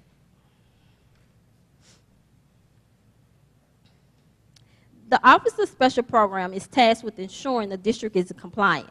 Because there is no way for my staff and I to attend each and every IEP meeting held in the district, the Office of Special Program has incorporated some procedures that include the help from campus administrators. Campus administrators are required members of the IEP committee and will most likely attend or appoint a representative on their behalf. To be in compliance with my office, 1, the IEP must be held by the annual date. The documents submitted to my office no later than 3 days after the IEP meeting. We must notify the Office of Special Programs of a new student enrolled and requesting records. Now, as a special educator and parent, I understand the obstacles parents are faced with, but I've noticed that there is a lot of misinformation circling the city of Columbus. First, special education is a federally funded program. All funds received comes from the federal government, not city or state taxes. Secondly, let's talk about services. The community perception of programming and services provided is that all we have to do is ask. The district was not necessarily basing the IEP decision on an educational need, but medical needs and the request of parents. I recall sitting in a student IEP meeting and the parent was upset because services had not started and she wanted answers. At that time, I was unable to provide her answers because I had just come aboard Columbus Municipal School District. We tabled the discussion so that an investigation could be conducted to see why. In reviewing the student's previous goal, it was discovered that the provider had submitted the same goals for the past 5 years. The parent was amazed at the finding, and she had every right to be. IEP goals should be written for 1 calendar year, not multiple years. These goals should also be measurable. Another example, service providers submitting related service goals to cut a straight line. Now, cutting a straight line may be an appropriate goal for that related service, but it's not a college and career readiness goal. Therefore, spending resources on goals that are not going to maximize the student educational performance is an inappropriate use of funds. Another example, service providers submitting related service goals that are directly the same as the service the classroom teacher is providing. This practice is inappropriate. It is called double dipping, and at no time is it allowable. These are just a few examples of previous procedures the district implemented. Because these procedures were done over multiple years, parents feel that this is how things should be done, but none of these examples are in accordance with the federal law. The goal of the special education department is to educate all parties involved. Previously, the department was completing tasks because of compliance. Now, compliance is very important in the line of work that we do, but not only do we have to be in compliance, the work done has to be of an educational purpose because Columbus Municipal School District is an educational institute, and any special education program or related service a student receives must be of an educational benefit and directly relates to that student disability. To qualify for services, parents must give the district permission to conduct a comprehensive assessment. This assessment is the cornerstone to the development of an IEP because it explains how and if the student qualifies, as well as what services are needed for educational purposes. Mississippi Department of Education Office of Special Program clearly defines the responsibility of the special education director, which is the compliance officer. Therefore, the primary goal of Columbus Municipal School District Office of Special Programs is to ensure the Individual with Disability Education Act is followed and the district policies and procedures are aligned with the law. Parents have rights, and this is part of what makes this process special. We respect parents' rights to have a difference of opinion. When parents disagree or have concerns, we would like for parents to contact us first so we could better understand their position and to come to a mutual agreement. But we also respect their decision and how they want to express their concerns when it comes to their child, even if it is through the form of a formal state complaint. Just because a formal state complaint is filed, it does not mean the district violated any laws or policy. It simply means the parent feelings regarding the decision made are different from the district's, and a third party will review. Also, some complaints are filed just because the student is identified as a student with a disability and the problem is a building level concern. For example, scheduling issue or district staff accommodating parents' requests. While we ask that a parent give us the opportunity to correct the building level concerns, we also respect their decision and how they want to handle the matter. Parents also have rights to determine where their child will receive his or her education, whether it's public, private, and or homeschool. Another misconception is the use of funds. Columbus Municipal School District Office of Special Programs has successfully cleared 2 different fiscal audits. Columbus Municipal School District Office of Special Programs is headed in the right direction. Since my arrival, the Office of Special Programs has put procedures in place that are aligned with the federal, state, and local policies. These procedures are put in place to ensure we are consistent. We also provide ongoing professional development training for teachers and administrators. This is needed to build capacity in the teachers and administrators we have here in Columbus. Although we are moving in the right direction and the process made are noticeable, we still have room for improvement.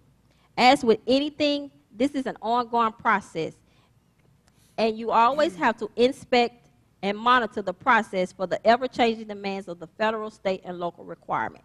So, as I close, I task all that can hear my voice to help decrease the misinformation that is passed throughout the community. The Office of Special Program has an open door policy. My staff and I are willing and eager to assist you with any questions or concerns you may have regarding special education. Thank you.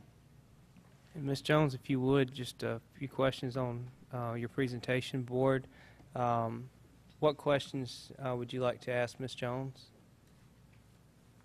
A couple questions that just in some of the what you were talking about there. Help me understand a couple of different things. If you have an IEP, a 504 plan, a special service plan, can you kind of help, because as you talked about this kind of an educational side of things, what those differences are, besides just that different laws created those specific? Special education, again, is a federally funded program. It is governed by the federal government. 504, it is, I think, the Office of Civil Rights or not disability. Those services are accommodations only. And a service plan, it is a plan provided to parentally placed private school students who have been identified as having a disability. And the service plan is only written to those students the district is going to provide a service to. Okay. And as far as funding, you mentioned those are, as we see different applications for the IDA Part B and others that come through in your budget, what amounts, because I think when we talked during budget time there was a reduction in, or we were thinking there was going to be a reduction in certain funds. What type of impact has been acknowledged or realized in your budget in providing services here within our district? Our budget was not affected. We received pretty much the same allocation that we received the previous year. Okay. And the allocation, as I mentioned, you talked about earlier, is based off the number of students? I'm not sure how MDE determines the allocation. All I can tell you is that Mississippi Department of Education provides us allocation of funds, and they tell us how much each district will receive. I don't know how the number is calculated, but what we try to ensure is if the number is based off the number of students with disabilities, we try to make sure we're accounting for all the students we're providing services to. Okay. And so the funds that pay for the services originate in Washington, D.C. and are paid to the State Department of Education, and then they, based off of the variables, decide how much of the funding is sent to our school district. Correct. Okay. Now, on the local source side of things, what types of dollars are used locally? We don't receive any local dollars. Okay. We don't receive local dollars because we don't request them. Again, special education is federally funded, so local dollars do not generate to the special education program, period. Okay. So you can't have any type of local dollars. No. If the district wants to provide us with some funds, we will happily take them. But again, we do not receive local or state funds for the special education program. And that was actually my question, is that I understand that you're not provided them, but are you making the request for them? Because and let me just finish my sentence, please. It's because if I look at things, and I think Ms. Holmes, correct me if I'm wrong, but at our last board meeting, we closed out our books for the year, and we had our books closed, and we had $6 million in fund balance for 1120, and then we have $7.5 million in cash, if my numbers are correct. And so and this is just me speaking, the board can choose whatever the board chooses to do, but me speaking, if I've got to sit $6 million or more in the bank at 25 basis points versus finding a way of making sure that all services are met on all levels, then I ask you to ask for them. But that's Dr. Hickman's call as to whether or not he wishes to do that. But I think one thing that every one of us have said at one point or another is that it's for the children. And so currently, the Office of Special Programs do not require any additional funding from the district. The funds that we receive from the federal government is supporting our program. Okay. Services, again, when we talk about services, we talk about the need, not just because they are available. Does this child need this service for an educational benefit? With any service, all of us can benefit from, but do you need it to be as productive as a child without a disability? That is the question. So when we talk about services again, one, are based on the comprehensive assessment that is an independent assessment. So none of us in here, well, I'm not a psychometrist or a psychologist. The assessment given is solely based on that child's performance on that assessment. That person providing the assessment or conducting that assessment will provide research-based accommodations and relate to that committee what is required for that child to have a gainful educational benefit here. And the reason I ask this is because at the time you were hired in December of 2015, there was also another position that was created on that same agenda. And I won't call the person's name, but at the same time it was a $65,000 salary that was created in addition to your position that was actually proposed to the board in August of 2015. And then you were brought before the board and hired in December of 2015. And so that other person that's not in the district and that role was not filled. And so I'm asking is that I've got the notes. No, I know. Go ahead. Yeah, I know you know who I'm talking about. I know what Okay. you're talking about, so I'm trying to You know see the name of the position?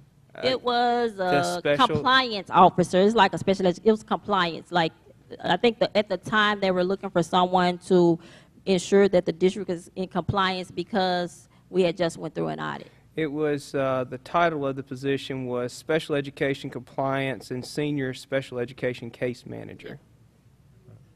Yeah, Right. I got a good memory. And we took that money and divided up into 2 case managers that are certified. Because we raised the salary of those case managers. Right. Right. But Right. again, that position was created for compliance. That was when the district, again, had just went through the audit and you all were determining what resources were needed to help ensure that we best met Right. or was able to fulfill our obligation as bringing the district back into compliance with the Mississippi Department of Education. That's correct. And so to stay on point is that the district, from what I can see in the numbers, we have the money if we just find ways that we are effectively able to deploy it and use it, because there were those positions. And as far as you go back to the 13-14 school year, June 30th, our former special education federal programs director, he retired. And then in about, my notes are correct here, somewhere in late 2014, a new assistant superintendent federal programs and special education was put into place. And then, Oh, I don't know. and no, I'm giving you the timeline of Okay. things so that we can kind of see where the break was and kind of where we're at today. And then, of course, from there, we went all the way up until about, I think in March 2015, there's an organizational chart that shows a current employee who was the assistant special education supervisor, yes. And then, of course, at the end of that year is when you were hired, and, of course, there was some changing of titles and different things. So as far as staffing in those type of roles, we're there. But when it comes to the services, I understand that you say this is the allocation we received from Washington, and this is how it comes back to us. But what I'm asking is, you know, while I'm a trustee, I'm also a taxpayer as well, is that if there are local sources, because we've built up, why are we not tapping into them? And that's not a question you have to answer tonight. Because I cannot, I cannot answer Because that. there's no need. That was my Right, I mean, she question. said that. We- All we- the services that we have, we are able to pay for. We're not Currently, talking about the private school services. You're saying within the public school. whatever services that a student requires, because the law says we cannot take funding in consideration. If the allocation that the Mississippi Department of Education allocated to us was not sufficient, I will be up here standing before the board requesting money to provide services to ensure that these children are receiving a FAPE. But currently, the allocation that we receive from Mississippi Department of Education is able to support our program. Let me ask this, let me put this a little bit clearer. Okay, earlier in our talk, we heard that we could not hire, for some reason or another, we were unable to hire a psychologist for the school.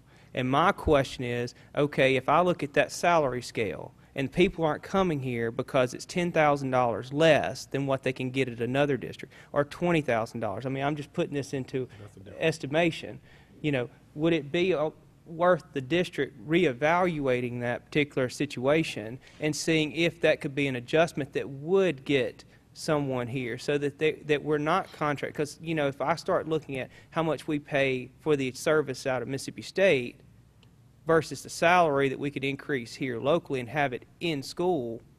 What we have done, we looked at our allocation amount. We are able to support a psychologist and a psychometrist. It's not that we don't have the funds to pay for the salaries, it's that there are no qualified candidates applying for those positions. Right. And what he Therefore, said, what he was saying was to make it more competitive. And this is not your, this no, is no, not and your, I can this is explain human that resource. because we contacted Mississippi Department of Education, and I contacted some surrounding districts to see how much were they paying a psychologist and a psychometrist. And all of them are based on a teacher's salary plus the additional days. And that's how we have ours. But again, the positions are there. The candidates that are applying don't have the required certification to be in those positions. And like I said, it's a human resource, because what he's just saying is to motivate people who are qualified to come. Right. If we present to the board to say, hey, we want to pay this person more money, just an incentive, just like around the country and other districts where science teachers or female math teachers get like more money, or those special education teachers Yes. get more money. Yes, Right. that's And- my point. They Is do. And go ahead, I was Ms. going to say, so just be careful when you do that, because then Everybody you're going to knows. open a Pandora's box, because special education children, and I understand, there are services that parents are going to want, but then there are also parents of students who are in your top tier who are not getting services to take them above and beyond. And so then they're going to want, you know, more of that. So we just have to be careful as a board, how are we going to approach that and make sure that we're able to be equitable for all students. And you're speaking from out of experience. I mean, Well, I'm speaking as a parent, Parent, right right, now. I'm speaking as a parent and as a member of this board. So we have to make sure that whatever we do, that we're equitable for all students, that we can bring all students up. That's my only point. Well, I mean, I have no objection to that. I mean, I go back to my very simple point of having money in the bank at a low interest rate versus being able to find some resourceful way of using it. I think that's a strategy that we should all embrace. The other side of it is just that, as you were talking about, is if we find, you know, and this would be a discussion you would, I mean, certainly I would ask you to kind of go back and maybe report back to the board, if that's okay, board, is the fact is that if we have this particular position, I understand teachers' salaries are set by the Mississippi legislature, and then, of course, they're enhanced by the local supplement that we're willing to provide to them based off of other variables. I understand that. But if we have a necessary part that is not in our district, and it may not be a long-term solution, but something that we could maybe rectify by saying, okay, we're paying this contract, it cost us X, versus paying the salary plus Y. But we are willing to pay the contractor and the X because, again, we have the resources. We just don't have the qualified applicants that have the required certification to be in those positions. That's why we're solely using Mississippi State services or what have you. Right. Again, we, as I stated, we have the funds. We want to hire someone, but there's no one applying. Right. I had one man to apply. Thought he had his credentials. He wasn't even certified. So we're not going to put anybody in front of kids. Right. But I still understand. I mean, we still need to talk and discuss what they're talking about to try to bring in someone, if it works or not. I mean, it's worth a try once we have that communication. That's fine. And I want to make this point because when I came and I spoke to several people about it, it was saying no one will apply, no one would apply. Again, my position was no one will apply because we don't have a position posted. We posted the position. We still don't have an appropriate candidate to fulfill that slot. Right. And there's even a teacher shortage around right. the state, Columbus area. around the nation, and the same thing. So, but like he said, I mean, I mean, we need to. I think and a parent said try to be more innovative, which I think we are being innovative. But this is another creative way to think about. And I also want to make note: it's not just a psychometrist and a psychologist; it's also a speech therapist. We require speech therapists to have a 216 because then they can service not only articulation but language as well. But we have a lot of candidates who only have 215. Right. And if I hire a 215, I got to back door and hire a 216, and I don't have a 216. So these are positions, critical right. positions that we need. Right. But at one point we did release people from their contract, and which put a hindrance on our department. Right. Right. Okay. All right, so board, do you have any additional, Ms. Fisher? Ms. Jones, thank you very much. The microphone. Yes.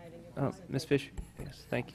Thank you very much for your presentation and your participation in answering questions tonight. And parents, thank you all for coming forward and letting us know what some of your concerns are. I've heard the law addressed, I've heard funding addressed, but there are two things that I have not heard addressed that I would like to have addressed because I heard it from the parents. One is a climate that exists or is perceived to exist by some of the parents of an adversarial relationship as opposed to a collaborative relationship. How can we change that? Again, our office has an open door policy.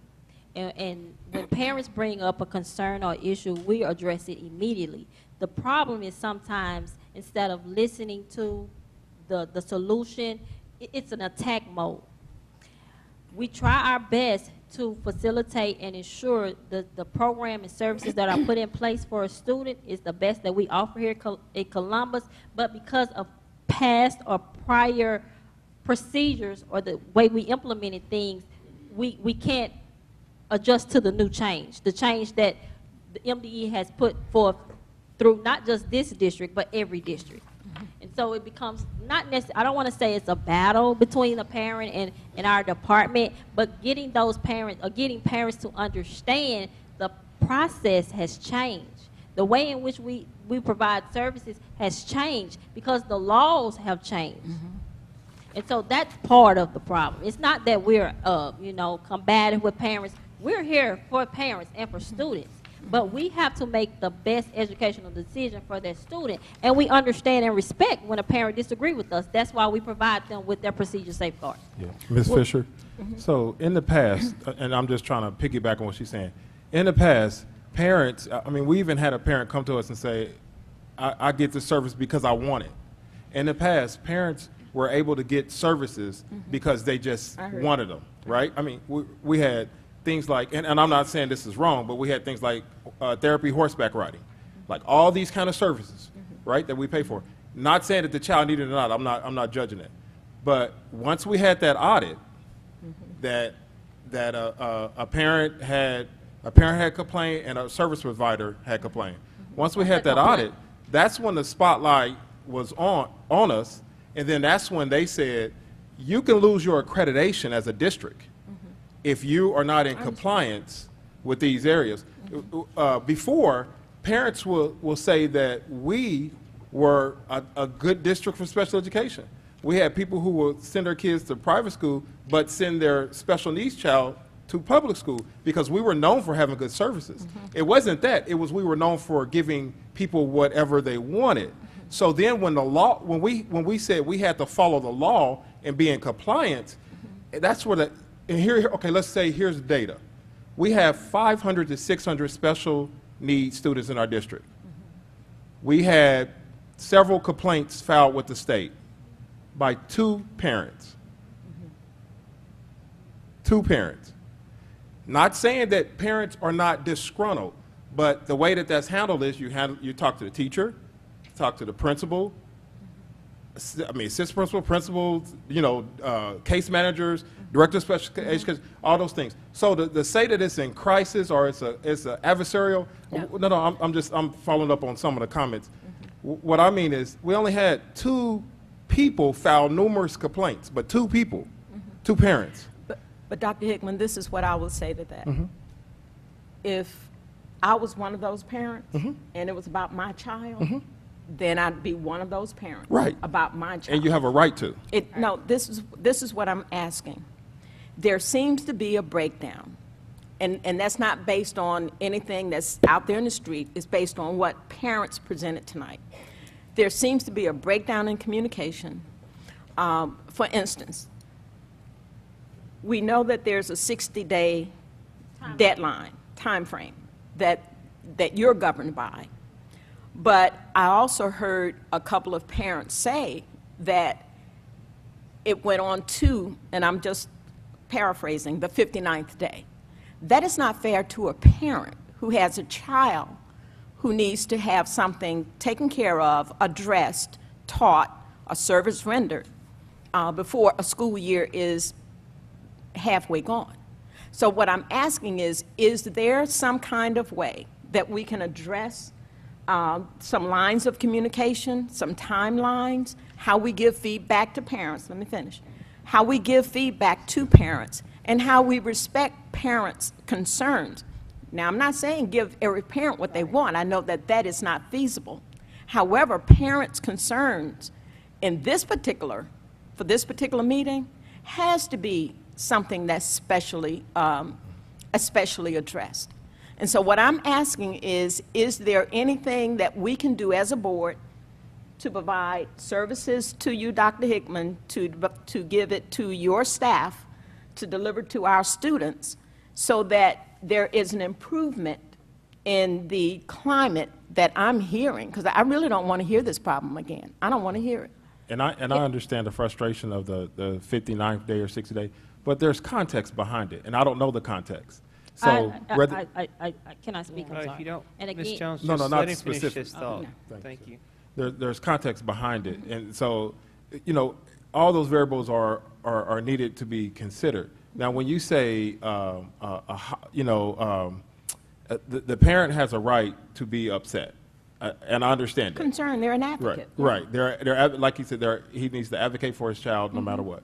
And we also advocate for that child. We work with that child every day within our, and then we have safeguards in place. So we've been audited. We have a mentor from MDE that comes and looks over our services all the time. We have worked collaboratively with parents. The playground at the middle school, that was a parent's suggestion, and they picked everything. Those parents or that parent also picked the teacher, and then the teacher was not satisfied with the teacher. We have collaborated. We have put together a special education committee, which meets once a month, that anybody can show up and then really work collaboratively with that group and work through those issues. We have the safeguards in place, but I want to make everyone happy. I understand it. That's impossible. Yes, that's I know it is impossible, right? But understand, my administration, and when we all talk, special education has always been a theme on our horizon.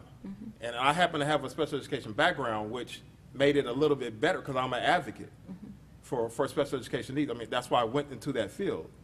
And so customer service has always been, and that's where customer service is the other thing that you're addressing. That has always been something that we talked about as a group on Horizon. We provided professional development with customer service and those kind of things. And then we have surveys in place to see for parents to specifically address. This is what I'm specifically requesting, that we identify a way of communicating to our parents. Maybe we think we only have a 20-day deadline if we have to think that way. But to me, it is a hardship on a parent-child relationship and even a trust issue with our school district. If a parent knows, okay, well, they have 60 days, we've just lost 3 months. But I also understand, Dr. Hickman, that there's a resource problem as well.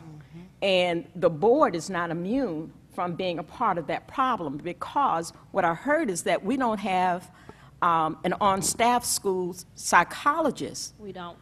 And I understand it's because it's been put out there, but you don't have the qualified applicants. But we had one. We had one. And this board allowed that person to be let out of their contract, which is something we should not have done. But we did it.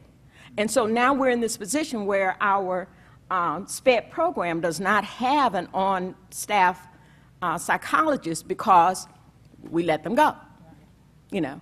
But what I'm asking is that the climate be addressed. Yes, ma'am. And I think that can very well be done through the committee, parents, if you would. But also, I heard you say several times compliance, that we are in compliance, and yes, we are. Were we 3 years ago and before? No, we were not. Right. And it was rubber stamping people's request. That should not have happened. It has put us in the position tonight that we're in because that was allowed to happen. But there is a breakdown in communication, and I don't know what we have to do. May have to bend over backwards, but I think we may need to bend over backwards to make sure that parents understand in a very timely fashion why things are not being done, that they were assessed and approved for in the assessment, but we're not delivering. They need to understand that. It's not enough to say we decided not to. I think it requires a little further conversation. Well, it's not that we are stretching our timeline to get to 59, 60 days. Again, in that particular case, it was a resource situation. The interns who do provide the services, the psychological services, they're only here 2 days a week. Why? So, because they're students, and so they have classes those other days. They're not full-time employees. But why only 2 days? Is that based on? That's part of the contract. That's part of the agreement that we have with them. Then why did we agree to a contract where they're only here for 2 days a week? Or no service. Or we wouldn't have any services at all. So we're utilizing the resources that we have. We try to get as many students that they would allow us to have. We have 2. You know, one for behavior, one for assessment to help us. Then that's not working out very well. And so we need to. It's not, and that's why we put the positions out there, but again. We need to review that. The parents need to be a part of that conversation as well. but we need to fix this. There's something broken, and we need to fix it. I have a question. So do we keep the data on that? And I know that's like a taboo word in terms of how long it takes for us Yes, to be responsive. anytime, again, anytime a parent give us permission to assess their kid, we have 60 days, so we track that time. And it's 60 days from the day they give us permission. So my question is, do we know what the percent of those? No. But we do Okay. have the data showing when the parent gave us permission and when that assessment was completed and when the IEP meeting was held. Right. And Ms. I would Riddell, just- yeah. may I ask from a school psychologist standpoint? So I had a caseload of students. Mm-hmm. One student I'm just evaluating for speech-related services, so I'm just doing a IQ assessment. Right. Another student, it may take me, none of that I can anticipate. Got it. You know, that student may be absent, that student may be sick, that student may have different classes. So it's And not, we have it's two not a days. standard, it's not a standard We have situation with every two- student. And I'm not making excuses for the 59 days. I would say that's inappropriate, but I don't know the context behind it. But I don't want anyone waiting, I don't want to wait the 59th day. Right. But we're in this bind because we have, and remember, those are graduate students. They're not undergraduate students. They're beyond graduate students. If they're psychologists, then they're beyond masters. You have to have an EDS to be called a psychologist, a master's to be called a psychometrist, which is a different skill set level. And so they have a full caseload of graduate hours preparing for their dissertation or thesis or exams or whatever they have.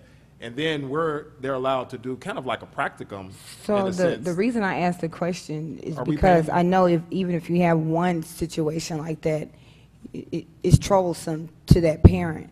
But I wanted to know if we have a lot of situations like that. No. Right. Again, one of the audit findings was meeting our deadline. We have these processes or procedures in place to ensure that our deadline happens. Again, but we do have up to 60 days. Do we try to stretch it out to 60 days? Absolutely not. We want to get it done as quickly as possible.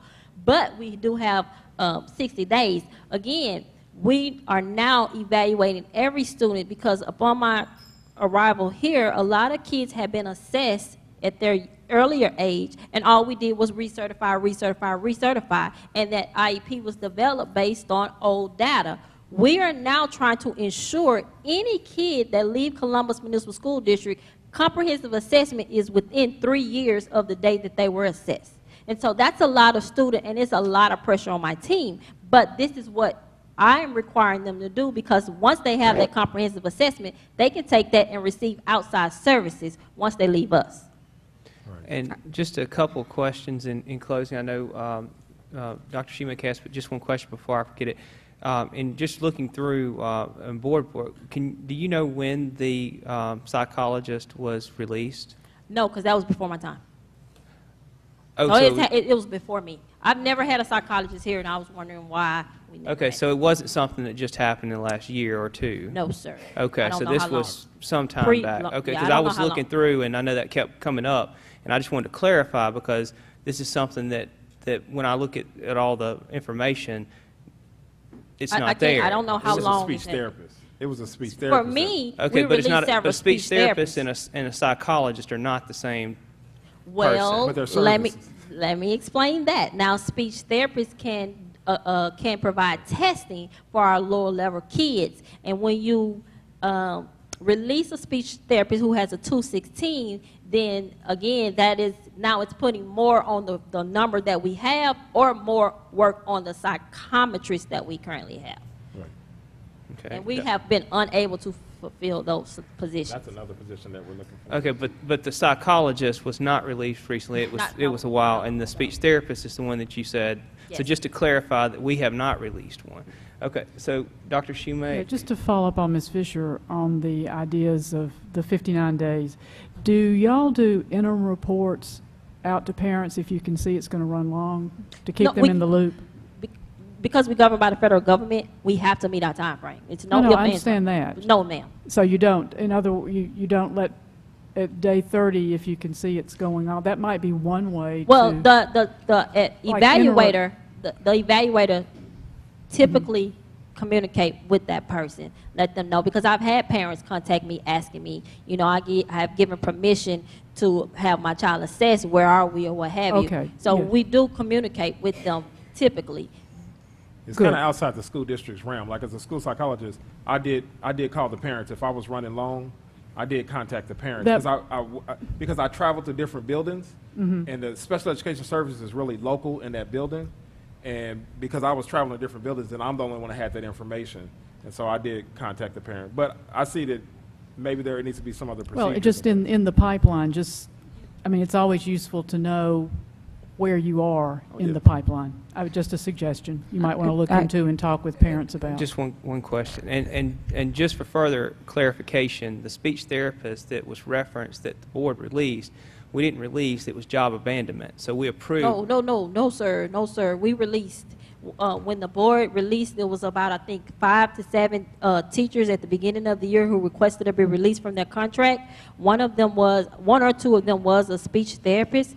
I had petitioned to not release that person because I knew it would be a hardship on my department, but again, that person was released. Okay, and so, Ms. Verdell, I'm going to come to you, but just because the last speech therapist that was in the district that was released is listed, I'm looking at right here, October 11, 2016. That was job abandonment. That was job abandonment. And the one that you're referencing would be in a group of 8? Yes. Okay, Yes. all right, because I have all of those as well. Yes. But we'll come back to that because each one of them had submitted their letters, but we won't get into that at this particular point. But they were released based off of their own merits of what they had submitted to the board, based off the old policy that they were released under. Again, all I know, at that time, to my knowledge, there was a new board policy stating that no one would be released unless there was a person available for their replacement. And I'm not sure if the board released them under the old policy or the new Yes. policy. It's just that at that time, I knew I petitioned to not release that person because it's hard to find a 216. I can find a 215, but a 215 is limited in the services that can provide. And again, that was informed to the district through our audit. And so I need a person who has a 216 license, and I have not been able to fulfill. So right now we have two positions available for a speech therapist who has a 216, but we're unable to fulfill those positions. Okay, I think Ms. Verdell had the first question, then Ms. Fisher. Kind of shifting gears. I heard a parent with a concern about the number of days of services received for homebound students. And so my question is, how is that determined? It's determined through the IEP committee. And again, as I stated in my PowerPoint, that when we place a kid on homebound, if it's extenuating circumstance or even if it's medical, the doctor has stated the services will be limited because they have some underlying factors which is preventing them from coming to the buildings. And so technically, you base the service on that student needs, meaning you may have one student who has a sleeping disorder, and so he sleeps majority of the day. So it's not feasible to send someone to the house for 5 hours when we know he's going to be asleep. So the IEP committee determine how much time will be feasible for that child to get to ensure he's still receiving some services. So the 2 hours that was shared with us tonight is not the standard amount of time? It's not. It depends? No, ma'am. Thank you. Ms. Fisher? I would just like to say this, and I think we all need to recognize that in terms of procedures, that is up to you, Dr. Hickman. So we're staying out of how you do things and how things are improved. All I'm saying is that parents have called attention tonight to some communication issues, some voids that exist that we would like to have addressed. But also, a parent mentioned that they were given an appointment for a meeting and the committee didn't exist. So, again, if you would just please address that. I know we did. Once that I'm was going to ask made- Dr. Hickman to address that. Yes, ma'am. Yes, ma'am. Later. Yes, ma'am. Okay. Board, any more questions for Ms. Jones? I don't Ms. have any Verdell? more questions for Ms. Jones, but I did hear Ms. Fisher say that we do have the Special Education Parent Advisory Committee. And I would just ask, because the intent of that committee was to make sure that parents had input so that we could then hear what your concerns were. And maybe that could have preempted this meeting tonight because we could have already received that information and tried to come up with an action plan. So I would just ask that the parents who are here, now it's working really good, Ms. Tippett, that the parents who are here and Ms. Jones would consider linking up with that group so that we can be proactive in providing the services that are needed for our children. I think that was the spirit and the intent of that parent advisory committee. So I would just ask that the parents who are here tonight with the concerns would then join up with Ms. Jones. And she said she's been there. And I echo your sentiment. And one thing that I would ask is that while I think it was Dr. Hickman that you stated, we're the first to do this. It's not being done anywhere else before. We're building the plane as we fly it, I think is something that you had said. Yes. So what I would ask is, since we've been able to go through a year of having this group, why not be more inclusive? I mean, if people have taken time of 2.5 hours or so to come out here now, of opening, not necessarily opening it back up for full, but I mean, why not see, okay, because I understand that some of the members that were on the original committee may not be on the committee any longer for one reason or another, and so maybe there might be a process to where it could be expanded, it could, or maybe roll in additional people just so that more people, it's not just a standing committee where one person is always going to be on there based on the criteria, the committee members were to be just a one-year term. But I petitioned to Dr. Hickman because it is not feasible to have a new panel of members when there is business that maybe was left undone. So what the decision was that the officers, which is the president and the secretary, would have a 3-year term, and the members that were were on last year's board will have a 2-year term. So again, the process is there to include or incorporate new members, but I will stand up here and tell you, at no time has every member ever attended. And again, these meetings are open to the public. We're there it's actually the second Tuesday of the month at the Hunt Building from 4:30 to 5:30. So again, it's open. So you don't just have to be. No one's turned away, and everybody has No input. one is turned away. And so they have an opportunity to come, although they may not be a member, but we still address and listen to everybody concerned. Well, and I thank you for that. And, one of the things that I would just ask is that as we move forward, if a member for one reason or another, whether you've set some type of guideline as to if you miss X amount of meetings, maybe they roll off and someone else is able to move on, or if you have a vacancy that someone is able to fill that, just to continue that, effort in involving people in the district in that particular committee. And so I thank you for that. And yes, Dr. Hickman. Yeah, I'm sorry, I want to add that she is a facilitator, just like if this is not my board meeting, it's their meeting. So they determine the bylaws, they determine all those things. She's just there to provide resources and yay or nay, and these are the charges that we may can consider and those kind of things. But it's not her meeting. So they could determine if they want to include everybody, not include everybody, all those kind of things. And so we left it upon them. And they're trying to find themselves. I mean, they're just now meeting as a committee, getting officers really kind of talking through and coming up with bylaws and putting all that structure in place first.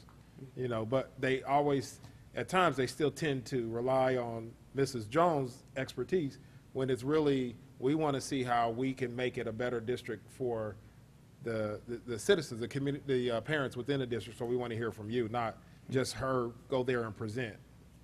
Well, thank you very much. No problem, sir.